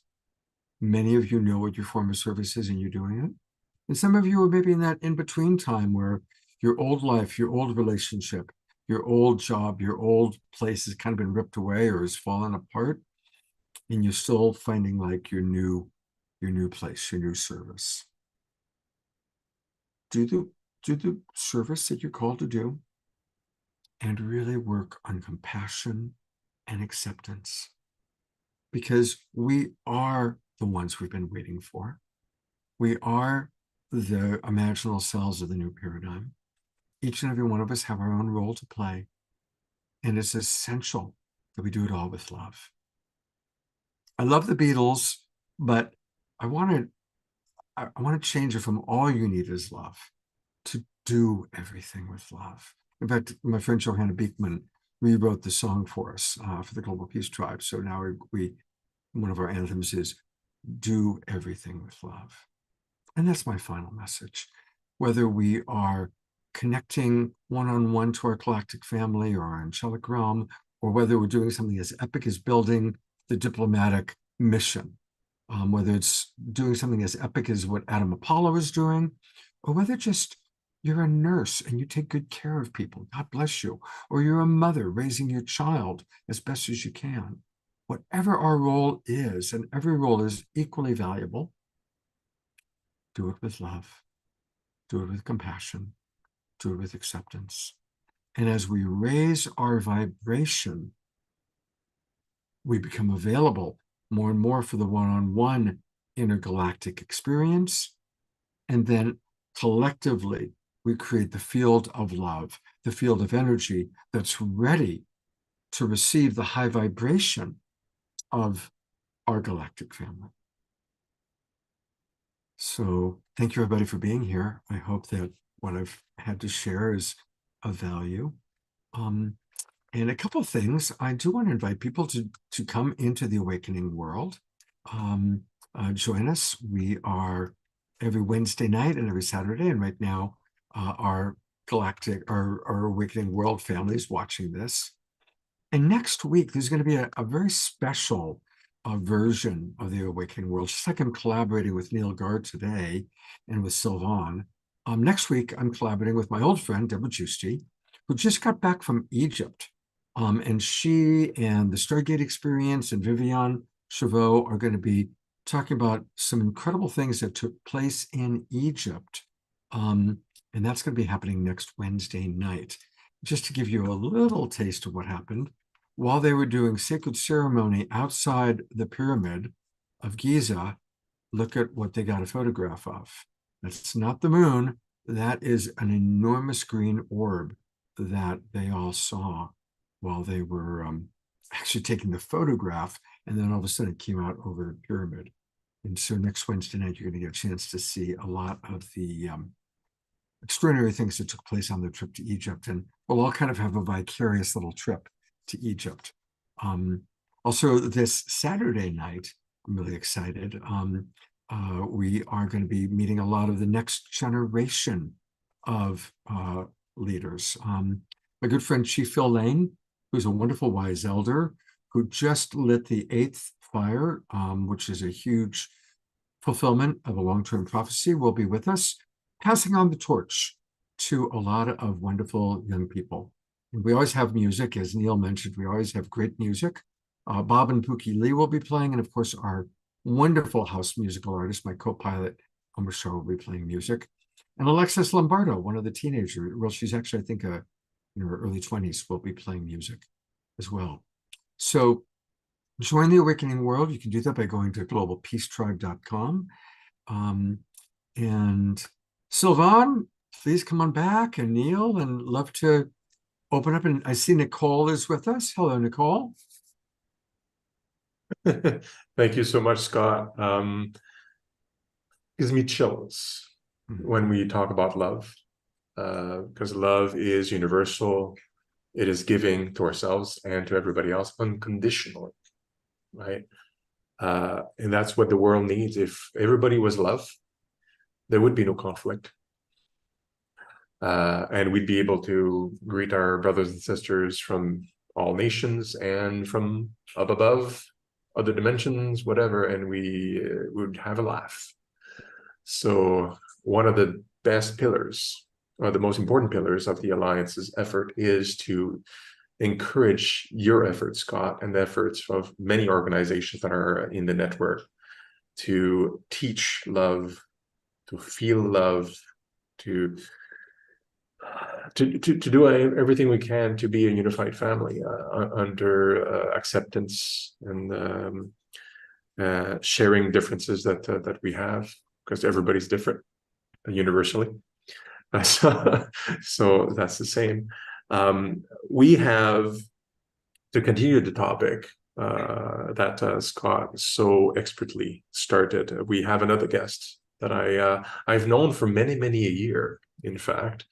Nicole Bertrand is a friend of mine, so it was a pleasure for me to invite her here, because one of the things that I really know from many years is that the International Raylene Movement, who started the ET Embassy project way back then, teaches about love all the time. It's also a very strong component of the philosophy. So I figured, let's get Nicole here to talk about love, and in particular, the topic would be about why it's important for welcoming an ET civilization, right? So let's talk about that with Nicole. Now, Nicole studied pedagogy and sexology at the university, so she's that's her background. She studied yoga in Shivananda ashrams to become an advanced yoga teacher back in the day. She started her professional career as a mathematics teacher and taught in the public school system for about 20 years. During that time, her interest in Buddhism and Zen practices led her to learn transcendental meditation. After a long public school teaching career, she landed in Guadeloupe to teach yoga on the beach. From there, she moved to France. She started creating seminars for public company leaders in the fields of personal development, communication, sexual education, and stress management. She gave seminars in France, Switzerland, Guadeloupe, Martinique, and several years before moving back to Montreal in 1993. Nicole's journey of love and wellness included joining the International Raylene Movement in 1980 to help the last messenger of our extraterrestrial creators in his mission to prepare their return on Earth around the year 2035. She attended yearly seminars given by the Prophet Rael in Quebec, France, Guadeloupe, Japan, USA, and soon after, she joined the International Teachers Team, giving happiness seminars in those countries as well. She's now Bishop Guide of the International Raylene Movement. She firmly believes that personal happiness is the building block to a happy and peaceful humanity. She enjoys creating workshops aimed to increase the level of love and peace on Earth. So we can soon welcome our creators in a peaceful world. Nicole lives in Montreal. Nicole, welcome to the conference for First Contact. It's such a pleasure to see you here. Thank you, Sylvain, and everyone who contributed to organize this beautiful event. What a pleasure to be with you from all different backgrounds with one purpose, a common purpose, to be open to the universe, which is infinite. Let's ask ourselves, if we were an extraterrestrial civilization, if we were a member of people living on another planet, and if we had the technical advance needed to travel through space and visit other solar systems, surrounded by planets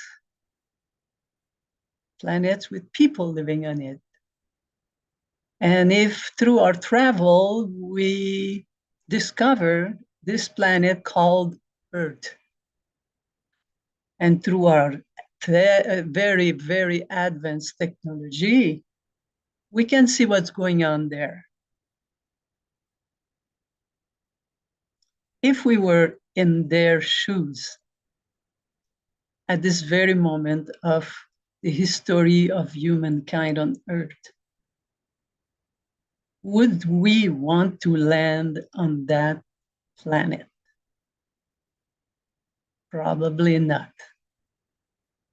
And that's actually the message that was given to the last prophet, Rael, which means the messenger of the Elohim.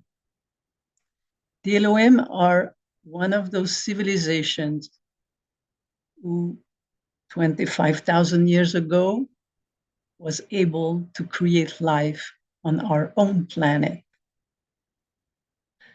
They were so advanced, they created through genetic engineering, with their mastering of DNA, they were able to create very simple species, flowers, seaweeds, planktons, then animals, then bigger animals with the smaller ones.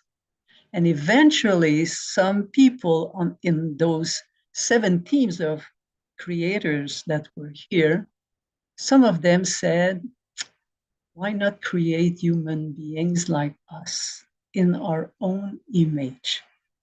That's what they did. They actually created life on our planet in their own image.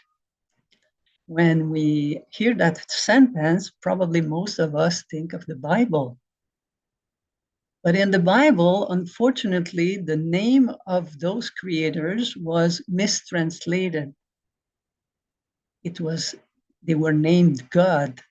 We were talking and we learned about God, one God, singular. In reality, the word Elohim means those who came from the sky. Those is plural. The singular of Elohim is Eloha. It's in ancient Hebrew. Through many translations of the Bible, if you're like me, you learned about God, a singular God who created everything from nothing. So there is some mistranslation and there's also some deviation from reality, but the essence of the Genesis in the Bible is there. So those creators came here, created human beings, and they would like to come back. They waited long enough, and through the development of our humanity, to help our ancestors to grow through wisdom rather than the opposite, they sent different prophets. The prophets of the Old Testament, Abraham, Moses, but also Jesus, and Buddha, Muhammad, and Joseph Smith. About 40 prophets were initiated by them to help humanity at different places on the planet and at different period in the development of humanity. Because the Elohim had a goal. Their goal was to let us grow as an entity, let us grow until we can understand how life started on Earth. It's one of the questions that we always, probably we all ask ourselves, how did it start? Well, we have a few answers from school. God created from nothing, from school also. We come from monkeys. Personally, I didn't like any of those, but I'm very privileged that I discovered 50 years ago almost a book called the Book That Tells the Truth. If you want to research, it's now called The Intelligent Design. In this book, the last prophet chosen by the Elohim, his name is Rael, like in the word Israel. Rael means the ambassador of the Elohim, the light of the Elohim. This man, 50 years ago, had a physical encounter with one of those creators who came on Earth to create life. And he was explained how life started, what I'm telling you now. And he was asked to write a book so that now that our humanity can understand scientific discoveries and can anticipate traveling through space, we can now understand what happened with our humanity when it started 13,000 years ago. So Rael, being the last prophet, means that his mission is to prepare the comeback of our creators on Earth. They would love to be recognized by intelligent people who stand up and welcome them as equal. They created us in their own image. So this is the mission of Rael and the Raelian movement, which I joined 40 years ago, plus 45 almost now, is to inform people that whatever our background, we have to recognize that all the races on Earth have been created by the Elohim, that all the religions on Earth have been initiated by some messenger, some prophet guided by the Elohim. And just those two revelations can help us to bring us together, to abolish our racism, to abolish our hate for different religions. So the message of the Elohim is we would like to come back on Earth in one embassy, and they gave to Rael the plan for the embassy that was shown during this program. But they said also there will be another condition. When the embassy will be built, they will land only if this planet is filled with love and peace. Therefore, the importance of building peace, and the question is, how do we build peace? Why do people fight? When there is war, most of the time it's because people look at what differentiates us. Racist wars are because of the race. Religious wars are because of different religions. Any kind of dispute, of conflict, is based on the fact that people focus more on what differentiates them than on what makes them brothers and sisters. So love is the premise to peace. And that's why the last messenger, Rael, talks about love so much. And I would like to invite you, it might be the first time for some of you that you will see and hear Rael talking. He lives at the moment in Japan, in a small island called Okinawa. So the video that we will see is actually at one gathering where some Raelians assembled around him on Sunday morning, and he talks to them, and it's recorded, and we share his teaching through technology, like we will do in a minute. So don't be surprised, he will talk, and you will hear the translation in Japanese for the people who attend the meeting.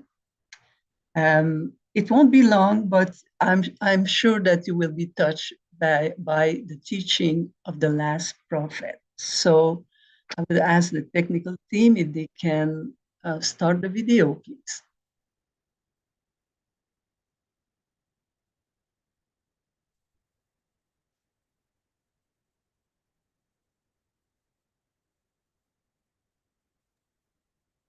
It's coming, Nicole.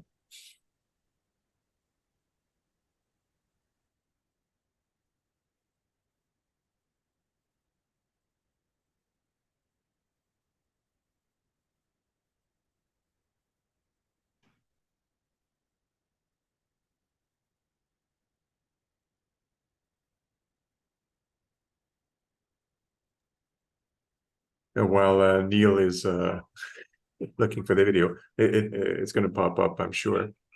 Hello. Okay. Coming now. Yep, coming now. All right. Thank you.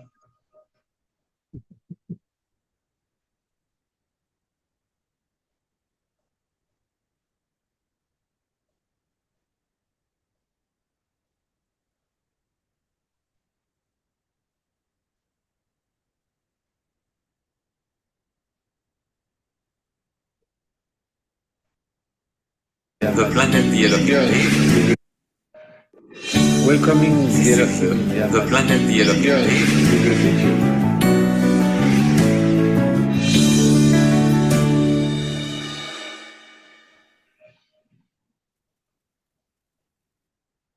We are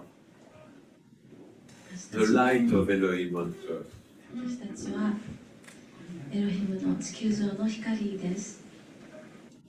In every song, すべての歌の中に、 in every dance, すべてのダンスの中に、 in every smile, すべての笑顔の中に feel the Elohim. エロヒムを感じてください。 They are with us. 彼らは私たちと共にいらっしゃいます。 Humanity is living a very, very difficult time. 人類はとっても大変な時を過ごしています。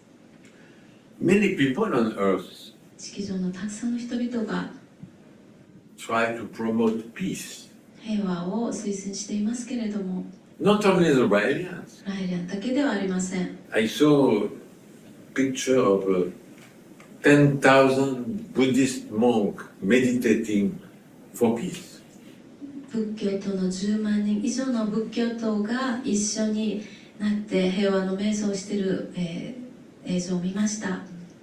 And many other groups, そしてもう他のたくさんのグループが not only Israeli, we do meditate 1 minute for peace, but many groups are doing it. 私たちライリアンが1分間の平和瞑想をやっているんですけれども、他にもたくさんのグループがやってます。 But でも at the same time, 同時に every day, 毎日 people make 100 new atomic bombs. 人々は毎日何百個の新しい原爆を作っています。 We meditate for peace, 私たちは平和の瞑想をします。 talk about peace. 平和について話します。 Thousands of people on earth talk about peace. 地球上の何千人の人々が、何千もの人々が平和について話してますが、 Spread love and peace. 平和と愛を広めています。 But, でも、しかしだけど、every day 100 new atomic bombs. 毎日100個の、新しい原爆が作られています。 And we can do nothing.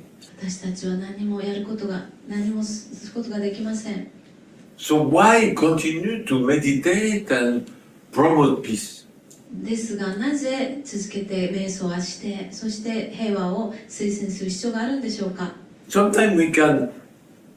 Why are we losing our time meditating for peace? They are making bombs every day. もう毎日原爆あんなに爆弾を作っているのに、私たちの時間を費やしてなんで瞑想し続けなきゃいけないんだろうと思うこともあります。 We can doubt about ourselves. 自分自身を疑ったりすることもあります。 I'm wasting my energy. 私のエネルギーを、無駄にして、 Why?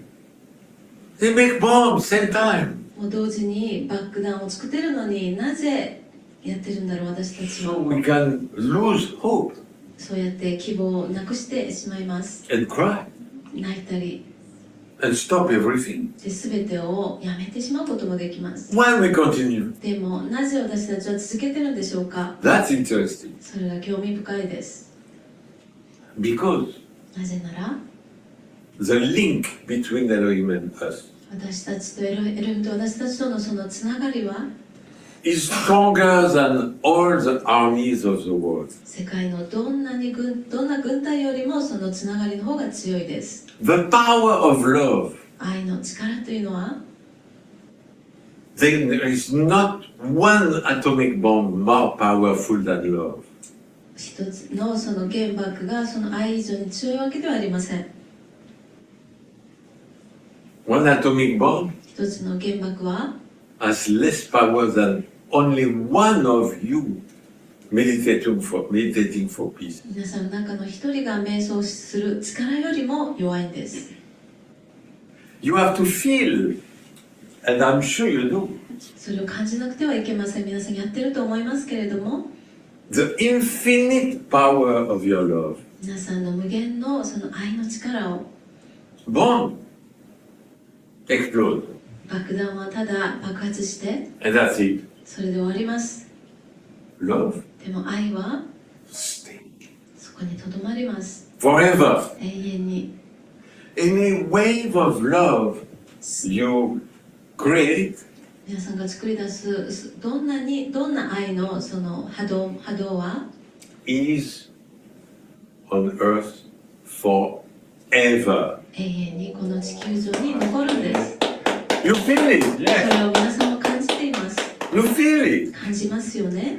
One thought of love 一つの愛の考えが is more powerful than all armies of the world. 世界中のすべての軍隊の力よりも強いんです。 Oh yes, they can kill millions of people. もちろん彼らはもう何百万人殺すことできますけれども、 But one thought of love, でも一つの愛の考えが no bomb can be more powerful. 思いがどんな爆弾よりもどんな爆弾がそれよりも強いわけではありません。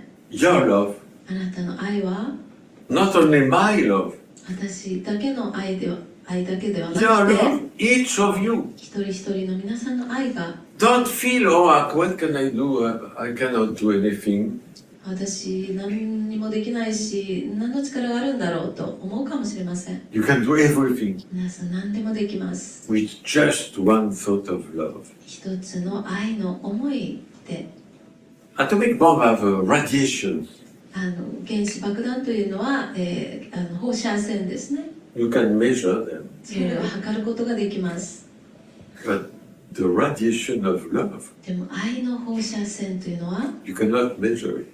測ることができません。 Why we cannot measure? なぜ測れないんでしょうか。 Because it's infinite. それは無限だからです。 In one thought of love, 一つの愛の思いが there is infinity.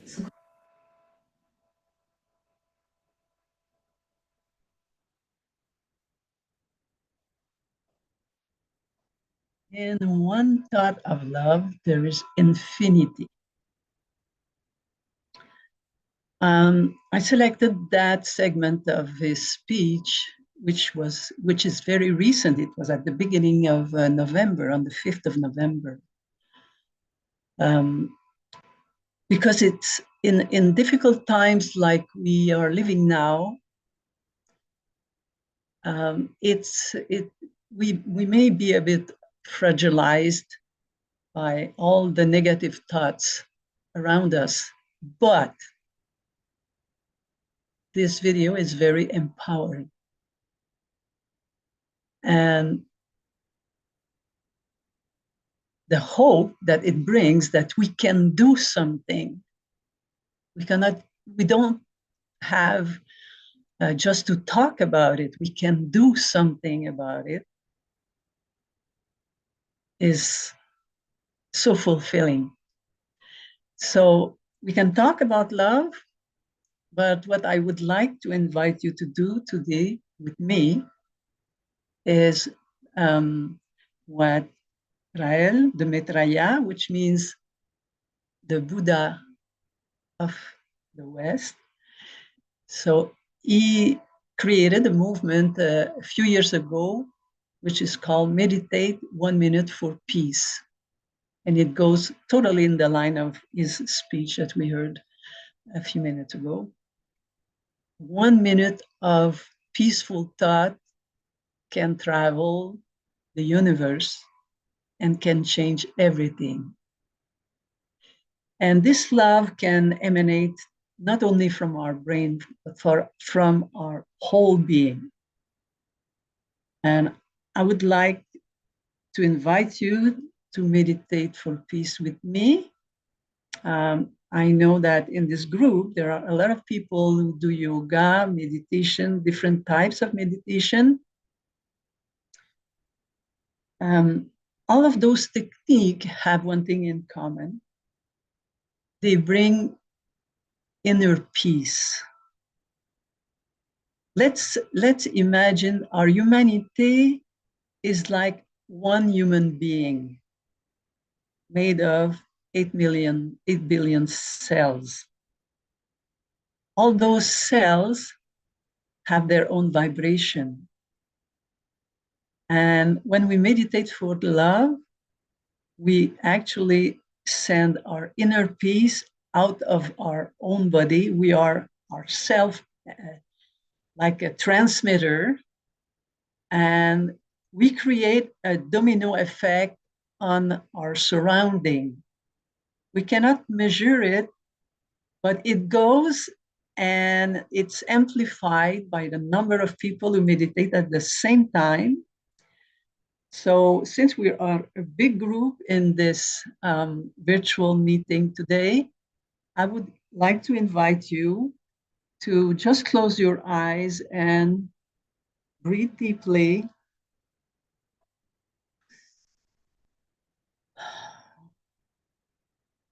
Just breathe deeply, just to be conscious of your whole being.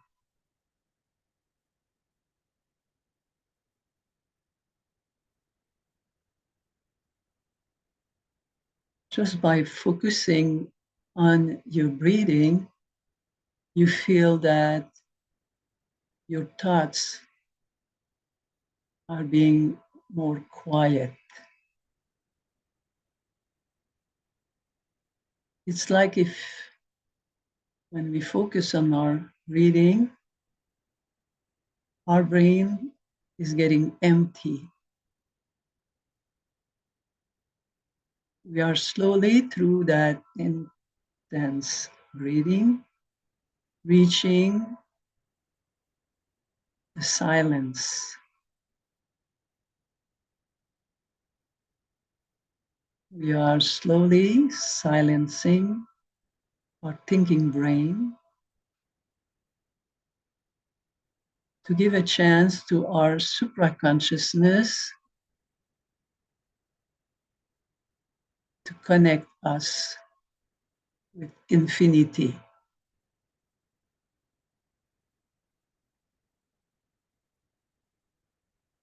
Feel the pleasure of that silence inside of you.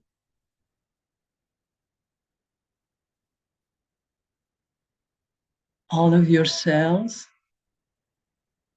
are vibrating harmoniously. You are filled with love. You are love. You are peace. So intensely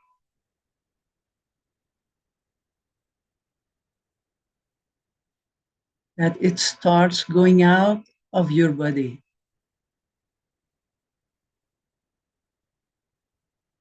It's going out through the pores of your skin.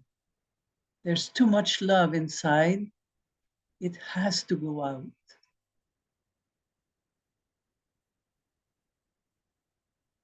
And it starts traveling through the walls, through the ceilings, all around you, with no limitation in space and time.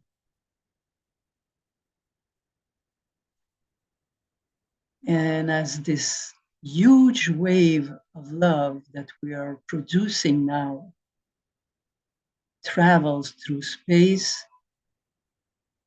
our whole humanity all around the globe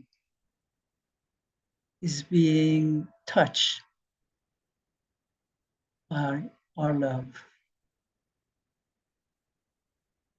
And that touch of love is waking up in themselves.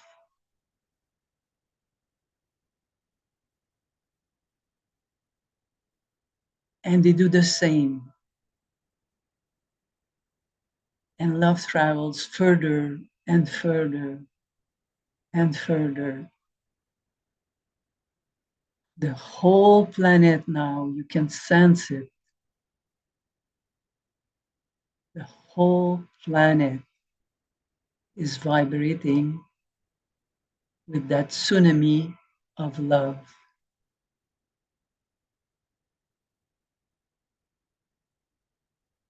Feel that peace that you create, but you're with your thoughts of love.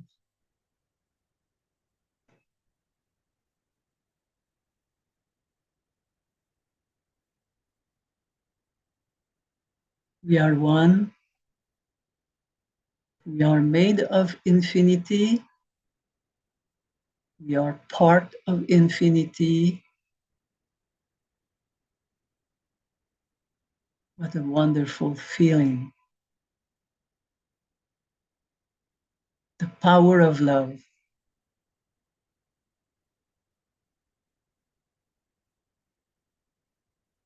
Unconditional love. For the beautiful creation of the Elohim. And gradually, keeping this wonderful feeling inside of you,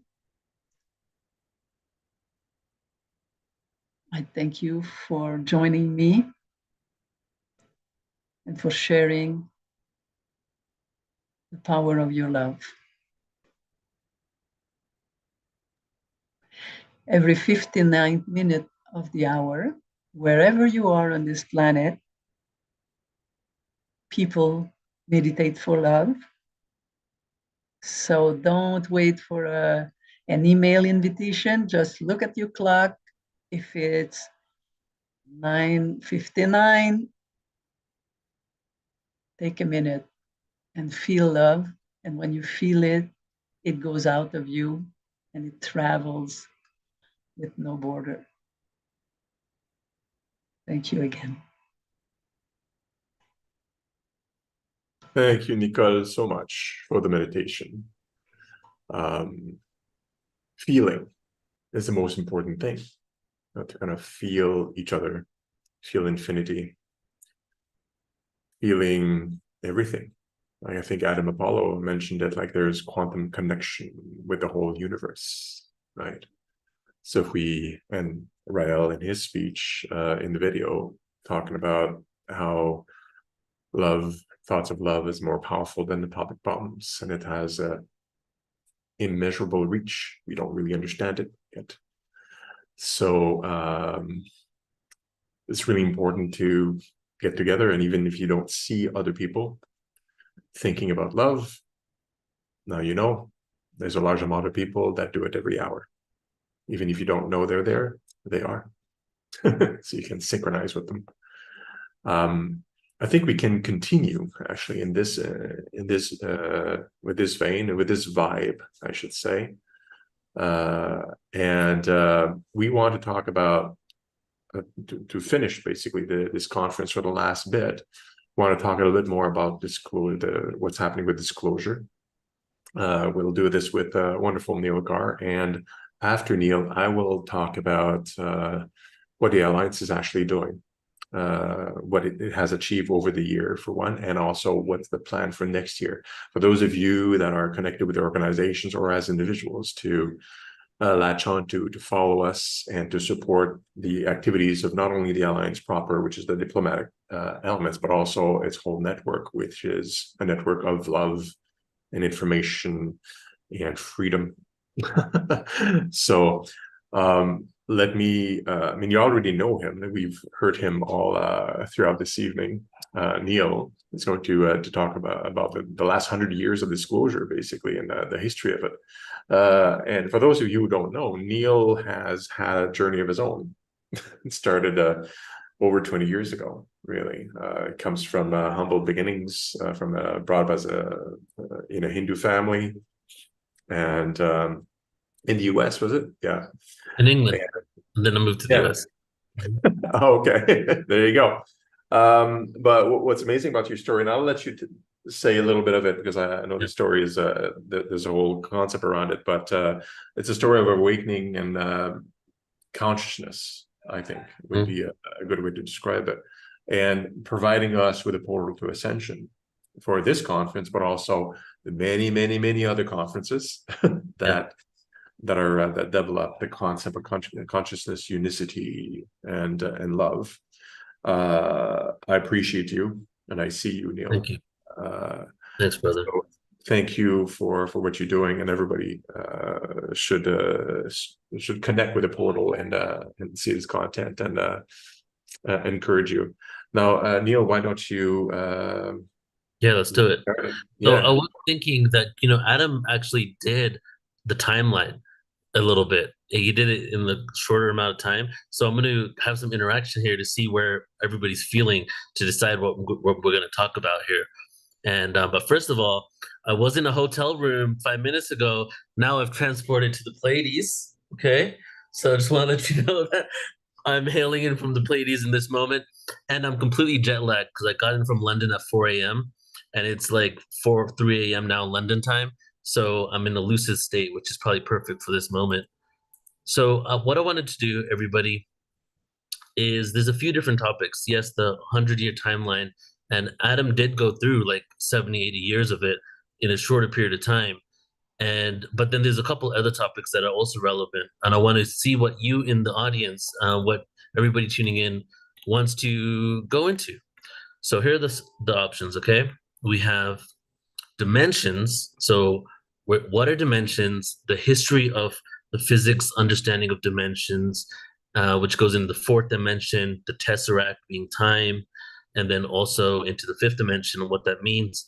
And that is relevant for the ET question because it's about what realms of data sets are we tapping into and what collective consciousness is available to us.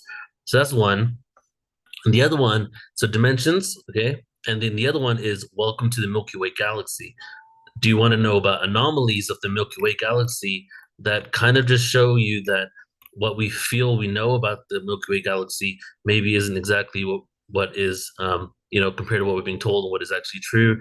And then also a lot of things that are conventional information that we just don't take the time to research about what's happening in the Milky Way galaxy. So it's like a reintroduction to your home galaxy. So dimensions, Milky Way galaxy, or UFO timeline. All right, let's get some comments in the chat here. What do you guys want to hear? We got dimensions. Okay, I got 20 minutes, so we got to make the answers quick here, everybody. Dimensions. Okay. Dimensions and UFO timeline. All right. Honestly, I was hoping you'd say Milky Way galaxy, but that's my favorite one. But we'll go for dimensions, okay? But before that, I am going to say some things about the disclosure. So first of all, there's two things that I want to speak about before we get into dimensions.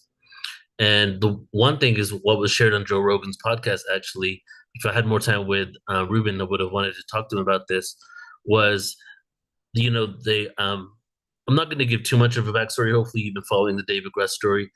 But we were told in 1933, there was a UFO crash in Italy. The Vatican was also aware of it and knew about what happened. Mussolini retrieved it. In 1945, the US government goes in and after the war, basically takes the UFO and then brings it back to the US. And that was considered the oldest UFO crash retrieval. So on the Joe Rogan show a few days ago, he said, was there anything before that? And instead of saying no, David Grush said you can infer that there was something, but he doesn't have the authority to talk about anything before that because it wasn't cleared. So it was such a vague kind of response that it almost implied and inferred that there were actually UFO crashes that were retrieved before 1933. That's one thing I want to share. Now, also in regards to that same topic, is when the UFO crashed in Italy, they called the Germans up and said, "Is this one of yours?" Because they knew the Germans. I did an interview with Tim Tactics yesterday, part of the secret space program in Germany. We spoke about this on my YouTube channel.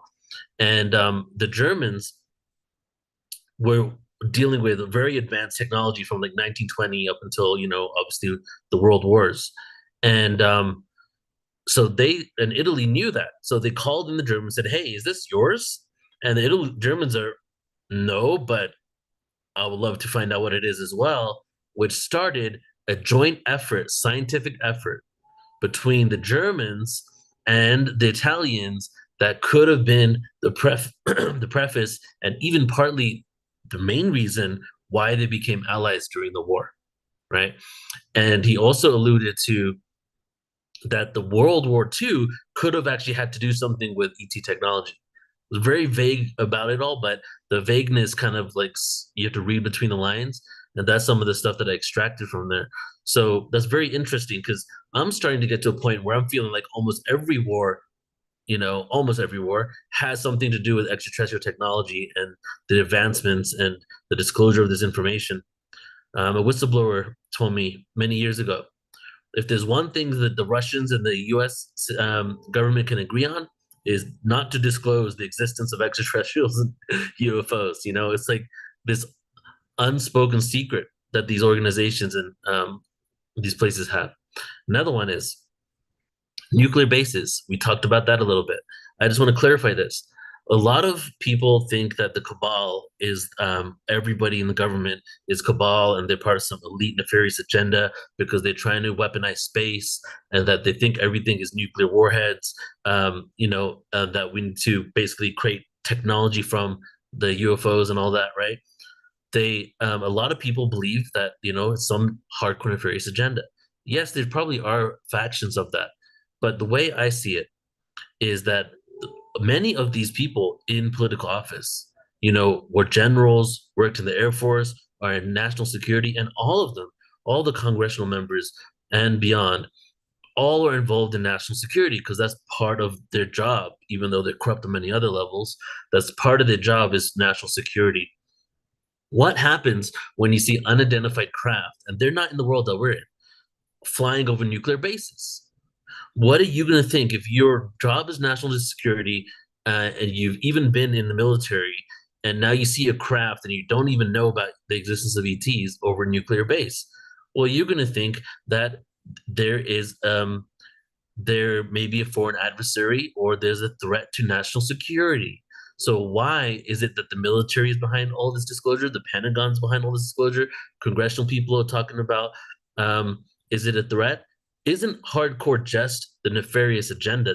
That part exists for sure. I got a feeling it does, but it definitely is also in alignment with the fact that many of them are just career politicians that are about national security. So I wanted to clarify that. Now, the nuclear basis component, Dolores Cannon says it best. When we split the atom, we affect other dimensions. Actually, perfect segue into the dimensions talk. We affect other dimensions. As soon as we split the atom, there was a call out to the universe for volunteers to come down. And we started coming in incarnating because the prime directive existed. The prime directive was we cannot directly interfere as other dimensional beings with this planet, that we can only incarnate here to have an effect on them. So when we split the atom, this energy permeates into other realities and affects it, which thereby increases the not only us incarnating on the planet, but also increases all these sites and nuclear bases, which is why the majority of sightings, and especially the most famous ones, are at nuclear bases. So that was just a bit of what I wanted to share there before we get into the actual meat of this discussion on dimensions. So I believe I have 15 minutes, so we're just going to do this briefly here. And this full presentation is called Galactic Origins, Dimensions, and Black Holes. And the whole thing is on my YouTube channel. And also, if you sign up at portal2ascension.org, you'll get access to this event.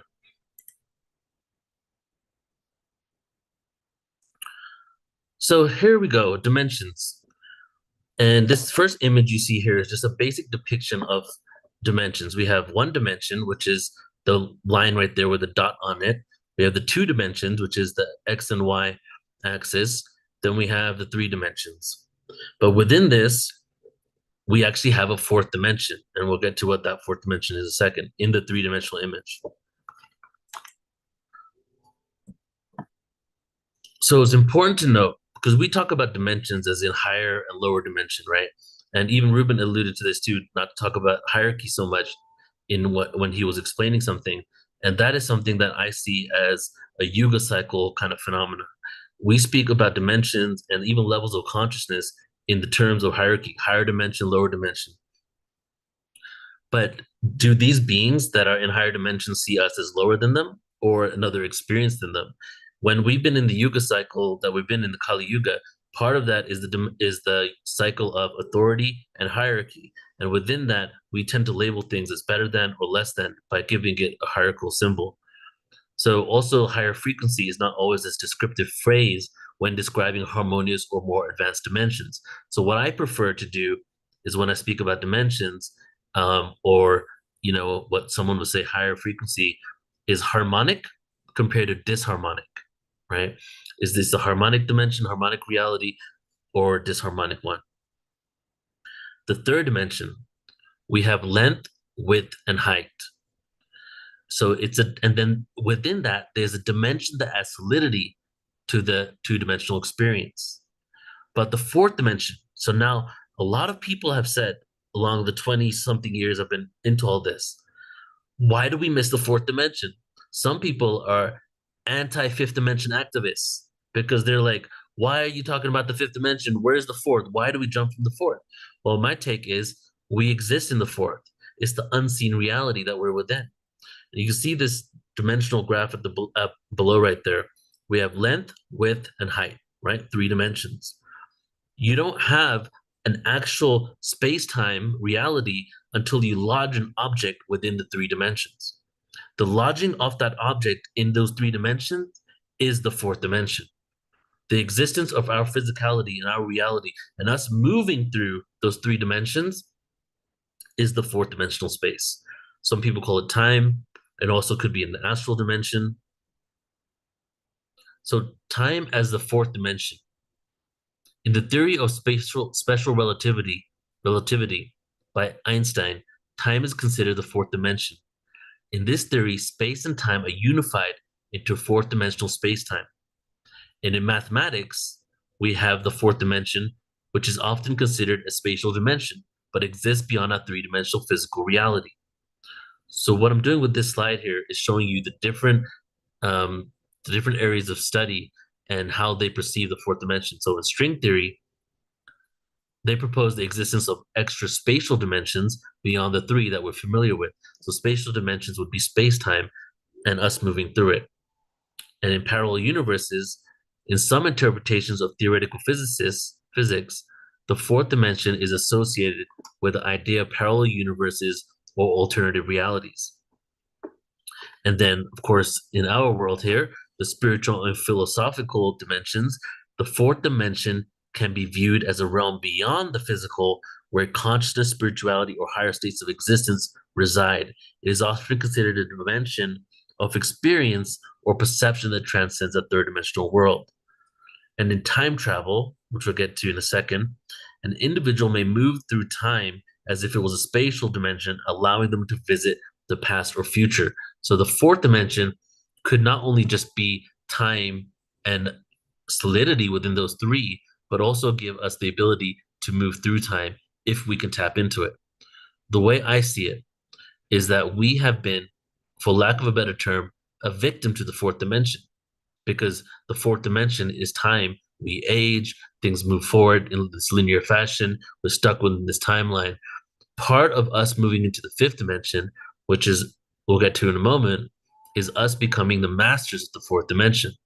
And when we become masters of the fourth dimension, we become the masters of time, which is also a Dwarpa Yuga, the age after the Yuga, Kali Yuga phenomena. It's the beginning of us being able to understand how that works by us harnessing energy and the quantum reality. So 4D, extra dimensional time or experience. Astral dimension, physicists considered it space-time. And mainstream science, this is from an article that was on a news station, that now they are proving through different studies in quantum physics that fourth dimension exists. And how are they finding out about the existence of a fourth dimension? Well, from the rotation and the light being sucked into a black hole. Well, that's very interesting, because what does a black hole do? It warps space-time, and time as we know it bends in that area. So we're able to perceive the fourth dimension that we're within, that many people take for granted because we see the 3 dimensions. We don't know that us existing is the fourth dimension. You and I, we're vibrating frequencies. There is no solidity, right? How come we're all of a sudden seeing each other as solid beings within the spatial reality of 3 dimensions, right? And that is the fourth dimensional experience. Now, each of these dimensions actually has a corresponding geometry. And for the fourth dimension, it's called the tesseract. You may have heard about this because Pythagoras was into the tesseract, and that's a whole other, I have a 3-hour presentation on Pythagoras on portal2ascension.org where we go into this. And even in the, I think it's Marvel universe with Thor and Loki, there's actually a show on Disney called Loki. And it's about, Thor's brother Loki. And he steals a technology called the Tesseract. And what is that whole show about? He's using the Tesseract to jump from time to time, from different space-time reality to different one, in order to basically regain or claim power over everything. But as he does this, he basically pisses off the time police, and they start realizing he's messing with time and try to basically dematerialize him into nothingness, take away all of his essence, right? So even within that, they're showing the Tesseract as this fourth dimensional object that is giving you the ability to transcend time. So here is kind of a mathematical image of how the Tesseract is created. So we have 2 cubes, right? And then within the Tesseract, the cube goes within the other cube. And so basically the Tesseract is a cube within a cube. And then the next GIF image is going to show you how this works. So what we're about to see is the mechanism of the fourth dimensional time geometry. And it goes like this.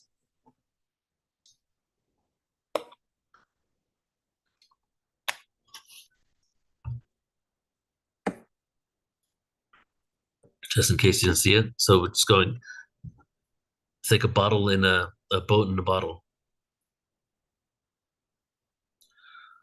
So from a physics perspective, Einstein's theory of special relativity suggests a connection between space-time. So the space-time continuum consists of 3 spatial dimensions and 1 temporal dimension. For example, consider a blooming flower. The flower's position is not changing. It's moving. It is not moving up or sideways. Yet we can observe the transformation, which is proof that an additional dimension exists. Observing the transformation within the fourth dimension, the aging, not even having to move, just being and transforming just by it being within those 3 dimensions. But then let's get to the juicy part here, shall we? Moving to the 5th dimension. Well, it makes sense that the 4th dimension is skipped because we're not really skipping it because we're in it. So it's a thing to transcend while we're within it and to realize that we're in it. Like the law of one calls us the 3rd density beings, which is not 3rd dimension. 3rd density is 4th dimension, right? So there are people out there that speak about us existing in 4D. If we are moving to the 5th dimension, we could be moving to 2 dimensions of time and 3 dimensions of space that equals 5 dimensions. Right now, we have 1 temporal dimension, the 4th dimension. What happens when we have an extra dimension? Well, we still exist in those 3D realities, still see things as 3D, but now we have 2 dimensions of time. Time as we know it becomes more fluid. Linearity no longer exists as we knew it, right? And this, got to tie in the ET first contact thing here, is a reality where there are many beings that have already transcended the 4th dimension. What happens when you transcend the 4th dimension and no longer a victim of it? Well, then you're no longer a victim to the elements. You don't need to be in a Goldilocks zone. You don't need to have certain oxygen levels. You don't need to have things go specifically the right way for your planet to exist, for you even to survive, because you now are the master of that reality. And then you go into the 5th dimension and you become the creator of the reality. And those elements that you needed when you were in the lower, again, hierarchy here, but in the lower dimensional existence of experience, you can actually, you no longer need those things to survive and thrive. So what's happening is we're moving into this phase now, and I don't want to have time to show you the graph of the Milky Way galaxy where I show you scientifically that this is actually happening. But so we're going into this fifth dimensional experience where there are all these beings that don't need to rely on certain elements in their solar system and with their sun to be where they need to be for them to survive. So what does that do? Well, it creates way more abundance of life in that reality than we have here. The integration point. So I put a triangle at the back of this because, even the fifth dimension, it has a different geometry. I'll show you in a second. But the triangle is a perfect way to explain the integration of the fifth dimension. So imagine the triangle and the 2 points at the bottom. We have beginning and we have beginning and end. We have linearity by the 2 lines, the 1 line at the bottom, the 2 dots right there. And the top part is the fifth dimensional experience of integration. What we do in the fifth dimension is we realize we've come up with a way to live within duality, but still be at one. How do we be singularity beings, stillness, the oneness within ourselves, but still exist in a dualistic experience? And that is the lesson that we're going through right now as we're moving into that. So the key component to realize a relationship with otherworldly beings, since if they exist in this dimension or higher, they do not exist within linear time. Therefore, they're simultaneously existing with us. And here is a fifth dimensional cube. So the geometry of the fifth dimension. And so there is more dimensional information, but I'm going to stop that there. I don't have time for that because I want to share with you something that's coming up on Portal to Ascension. So I hope you enjoyed that little snippet. And again, more of that is on YouTube and also on Portal to Ascension's website.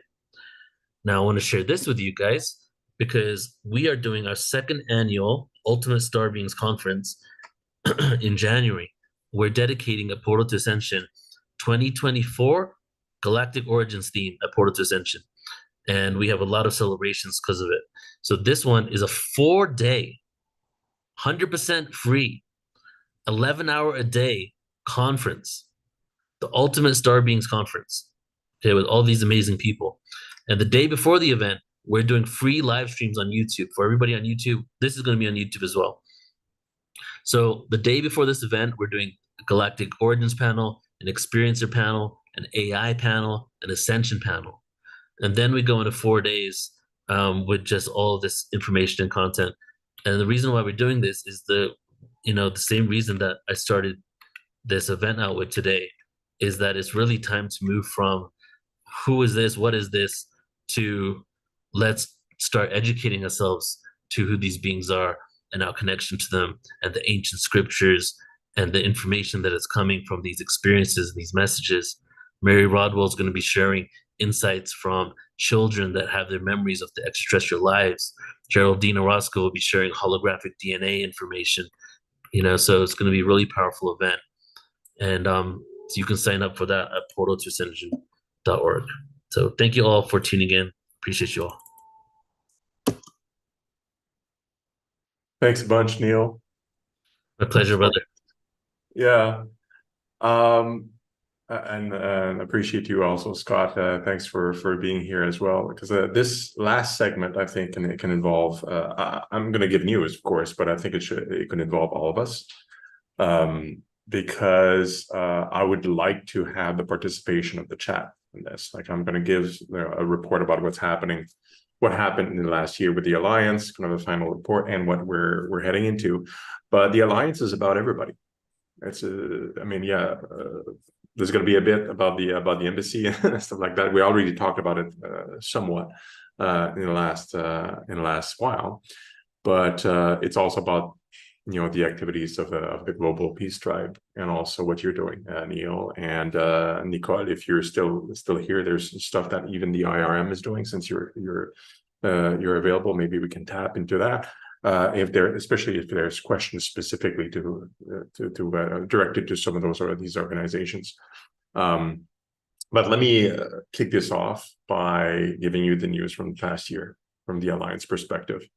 And so please feel free to put up questions and comments in chat. Early last year, so we go from conference to conference.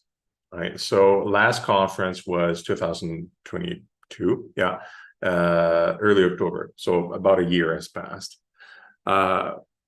Since last year, we more than doubled the number of supporters of the alliance.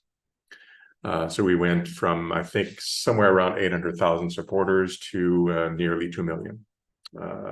And by the end of this year, because after the conference, there's often people communicating with us, we may have more than 2 million. Like we'll see what happens. And as I described earlier, one of the strategies of the alliance is unification. So getting people under an understanding, a common understanding. I think that's what Nicola was mentioning a bit earlier. Like we tend to look at it as humans. We tend to look at the differences between each other. In this case, we're trying to look at what do we have in common. Well, we want to be part of the galactic civilizations, like we're part of the infinity. We want to be unified on the planet here. We want to see each other as beings of conscious, perhaps not even human being of importance, right? Or certainly not colors and races and religion. Like that is just us being ourselves and being unique in how we think and what we think, what we believe, what we eat. It's meaningless in the grand scheme of things. Everybody should be able to be themselves, and that means being unique. So we could potentially be nations of one, 8 billion of them, and it would still be okay, and it should be. So the alliance has encouraged a lot of activities over the past year. Now we're 25 organizations, nearly 2 million supporters.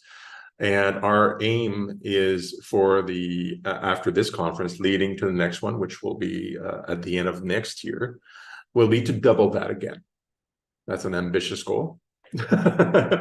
But, you know, the laws of exponentials are powerful. If we double every year, it becomes a big movement that can influence hearts and minds, like we talked about earlier. And that would be the objective. And that means that getting a little bit more known as an organization, as a collective of organizations, and drawing bigger and bigger organizations to us, you know, becoming a bit recognized.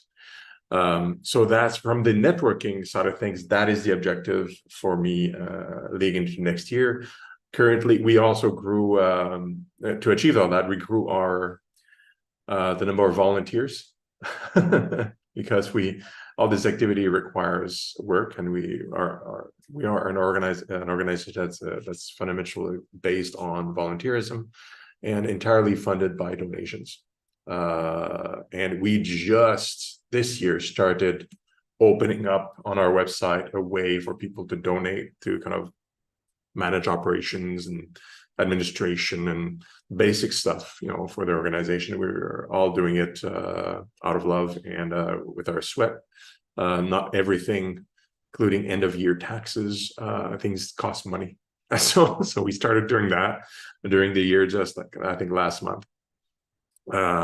So if you feel compelled to help the organization in that way, that is a way, including also volunteerism, of course, which we accept. Everybody that wants to give time, and that empowers the organization's growth into building that network of influence that hopefully helps everybody. Like it helps Portal, it helps the Global Peace Tribe, helps the 25 organizations plus that are joining into the common goal of, you know, welcoming our ED family and becoming part of that.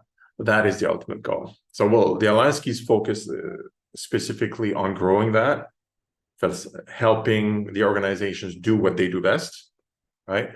And getting the embassy built. Like that's the diplomatic, the core team is focusing on that. So that'll be our objectives. Regarding Daniel's work, like you saw his video very early on, he's the one that does the diplomatic communications part. And since he's not here to answer questions, I can tell you a little bit about what he told me about how things are going. He mentioned it in the video to a certain degree as well. There are by inference, there's about like maybe half a dozen governments that are interested and have been in communication with him and the core team to give consideration to the embassy, to give it extraterritoriality. And I know that since the last conference, so in the last 12 months, there have been at least 2 major meetings. Some of them included more than one government to discuss this. So it's getting not just into conversation of interest and kind of like poking around, but also into scheduled meetings, that are getting a bit more regular with some of these entities, these governments, I mean. So we don't know exactly when this will become public, like when we'll know exactly which nation is going to reveal, hey, like we want to do this in our land and that kind of thing, because the timeline is entirely controlled by these governments, and we are keeping very close lips on who they are and all that stuff on purpose, because they're a bit shy about revealing what they're discussing with us at the time. But when we were talking earlier, we were talking about how this is becoming more mainstream, right? The Joe Rogan experience example and others. That helps us a lot, because what we all want is full transparency even on that. Like, we don't want those governments to stay quiet and be afraid of what if there's a leak.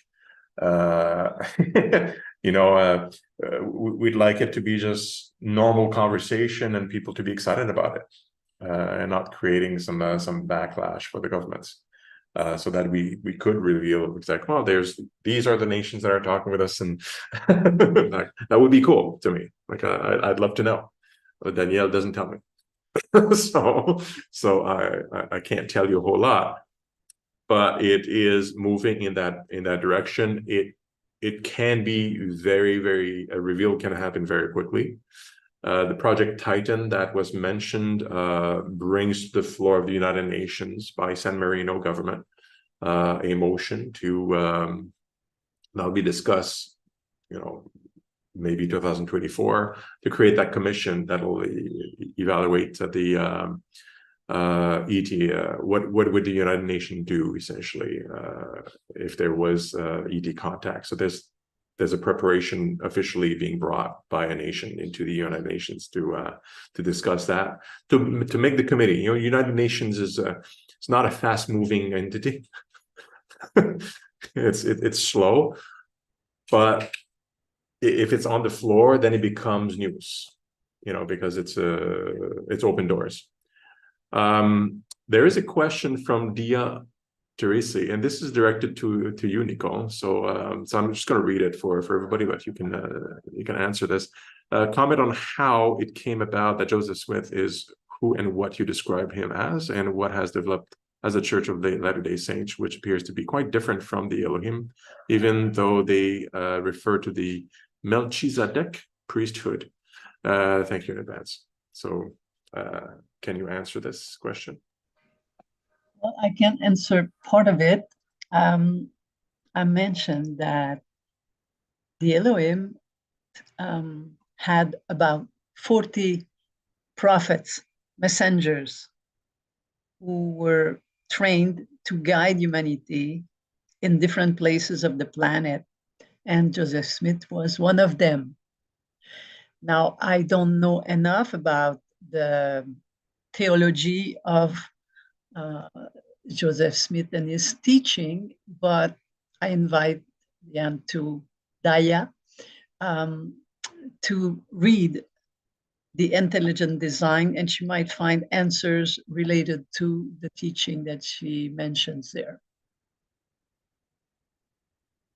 Yeah, I do. Since I've read the book, I do believe there is some specific mention of Joseph Smith and the circumstances around his involvement in North America. There are additional books that you can be read about Joseph Smith, like outside of the Intelligent Design book, that describes a little bit what may have happened to him, the golden plates, what he wrote, and I'm not super familiar with it either, Dia, but certainly, at least from my own personal research, almost every prophet has been, how can I say this? Usually after their death has been, their message has been mistreated, I can say it that way, or misunderstood and appropriated by often men that seeking power, misinterpreted. It's so the fundamental message of the prophets is basically the same universally, if you look at it. But then the institutions that come afterwards, like the churches often, or the organizations, they're led by men, and they twist some of the messaging to their own ends. And the older the organization, from my point of view, the more twisted the message become, because there's not only just a kind of a messaging power grab that happens, but also just misunderstandings, misinformation, because they're more primitive if you go back in time. But if you look at core messaging of all of them, they all talk about love, all talk about being unique, being good to each other, being especially good to the stranger and to the neighbor, to the people that are far from you. You see this universally, and to me, that's where I focus my attention, not necessarily what happens afterwards with the churches, and because each one has a different story. But so that would be my answer for that. So I'm looking, yeah, there's money. Yeah. Okay. Yeah, a lot of those organizations are very wealthy. That's true. Any other question or comment from since we got into that? Because if not, I would invite you to look at our website. I think the Alliance website. I think I've been posting it for quite a bit. And you can check out the organizations that are supporting us there, and they're linking to their websites. You'll find the Global Peace Drive there, and the IRM, and many others. There's a lot of flavors. They're all doing amazing things to help humanity progress towards a welcoming with our ET fathers, mothers, brothers, sisters. And I think that is the goal. That's what unifies us all. So I'd like to perhaps give the opportunity for Neil to close this off, please. Beautiful. Thank you, brother. Actually, Scott, I'd love for you to come on if you want to say a few closing words first. Sure. Well, first of all, what an amazing program this was. Great job, Neil. Great job, Sylvain. And I think one thing I just want to remind everybody of, because people have been asking, what are the specifics about what's going on in Washington? The proposal, if it's passed, will be that all information prior to 1995 has to be released. It's also a fast track. The proposal is that there will be a 9-person blue ribbon commission that will be in charge of kind of gathering the information and disseminating it. Everything must be disseminated over the next 7 years, but the first batch, which includes everything up to 1995, would be sent out by December of 2024. So that's pretty fast. That's pretty fast. And again, I got the inside scoop because I spent a lot of time with Danny Sheehan, who most of you know. He's an amazing attorney.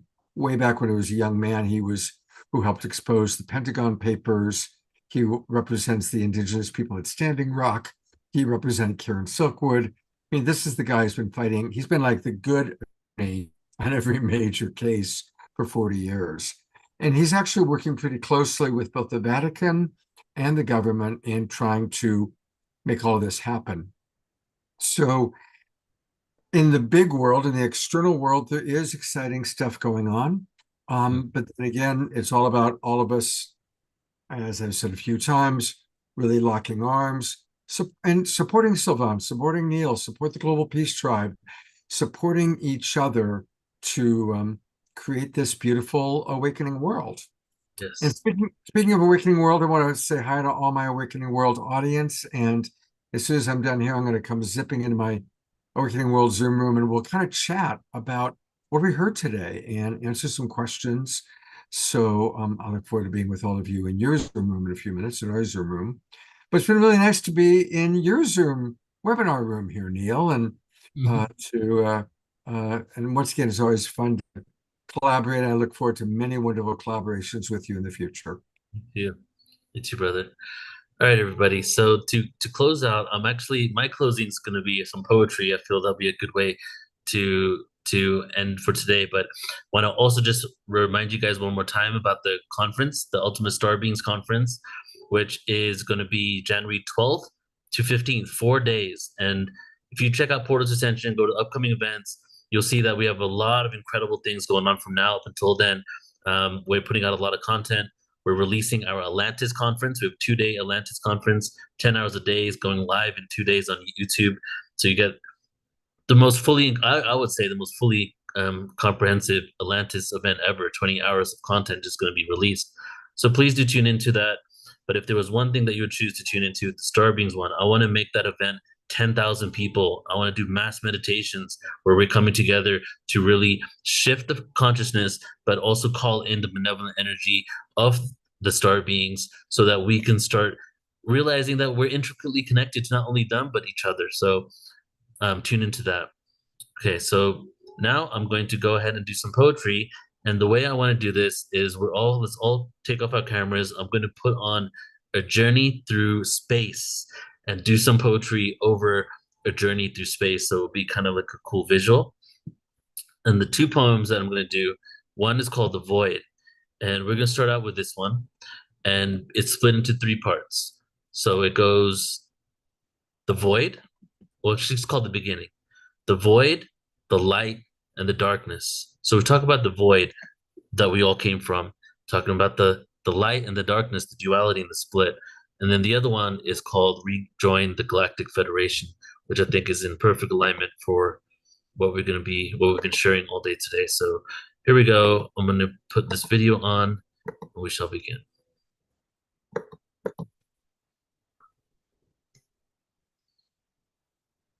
Take the camera off. And after this, we'll close out for the day. So just to say thank you all so much for being here. Love you all. And we'll see you again soon.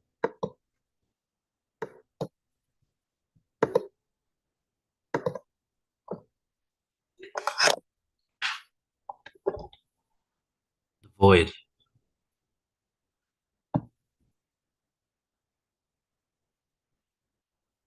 In the beginning, there were no words, no concept, no winning, no place, no time, no description, no label, and no finishing, until awareness became conscious of itself, separation from the source, no east, no west, no south or north, not to mention there never existed a dimension or ascension of physical lessons, except for the 0 point. There was no Christ to anoint. Singularity, energy, frequency raised vibrationally, paradoxically into limitation, what only the 5 senses can see. No linearity, no anarchy, no galaxies, no nebulae, no jobs, no nature, no materialism, no political lies. Until darkness finally fragmented from the light, using free will to see through the night. The darkness. I take the anxiety pill full of fright, in my bed insecure for the conspiracy that might take over my mind, control me with a chip inside, scared and full of fear. That is the reason why we are here. To the star system of Arcturus I stare and recite my cosmic prayers, self-empowered. The fabric of victim consciousness I tear. The light. The destination has already been chosen. It's the journey that counts.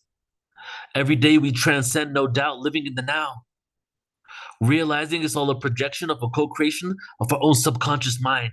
Channel energy through the heart, remembrance of the divine. Take apart my ego and restart my life in any moment. I'm going home, traveling across the black intergalactic ocean. I took the psychedelic potion, now I'm awoken. To the streets we take the spoken word. Fly high, levitate the God inside, I'm free like a bird. Cosmic oneness integrating in my being, a full spectrum being, in alignment with the purity confined in ranges of frequencies. Inhibit what we are seeing. I shift what I choose to believe in. Fuel my light body. For the ether, we're all fiending.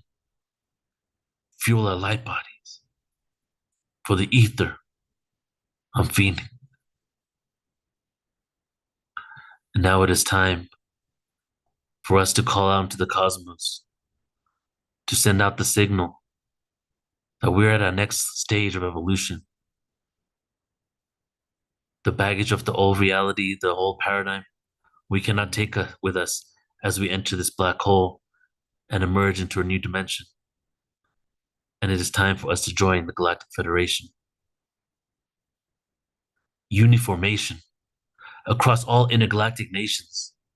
Incarnate in this world, we are facing reflections of ourselves, reminders of the disconnection from source, governed by the moon, turned to werewolves, creators of our reality still controlled, paradoxically living, intuitively gifted, karmic veils are henceforth lifted. Through the sands of time I am sifting. Through the vibration I send my message. The frequency has risen. The resurrection of the first Christian, not external, but the one within, men and women. Split from the original celestial division, the galactic mission has been given. It is simple and clear. Take the wheels of this planet and stare through the nearest black hole in which we will exit out of a white hole. I'm another universe. I'm another one verse. One celestial song. A part of the core of the multidimensional, omni-universal, exopolitical, rhymes unequivocally strewn and sprayed across all intergalactic vertebrae. Connection, chakra points that spread eons and biblical days, here to portray the truth in multiple forms. The crystalline children are now being born. It is time to terraform and co-create our new cosmic fate among the stars and races throughout all of space. It is time to co-create our new cosmic fate amongst the stars and the races throughout all of space.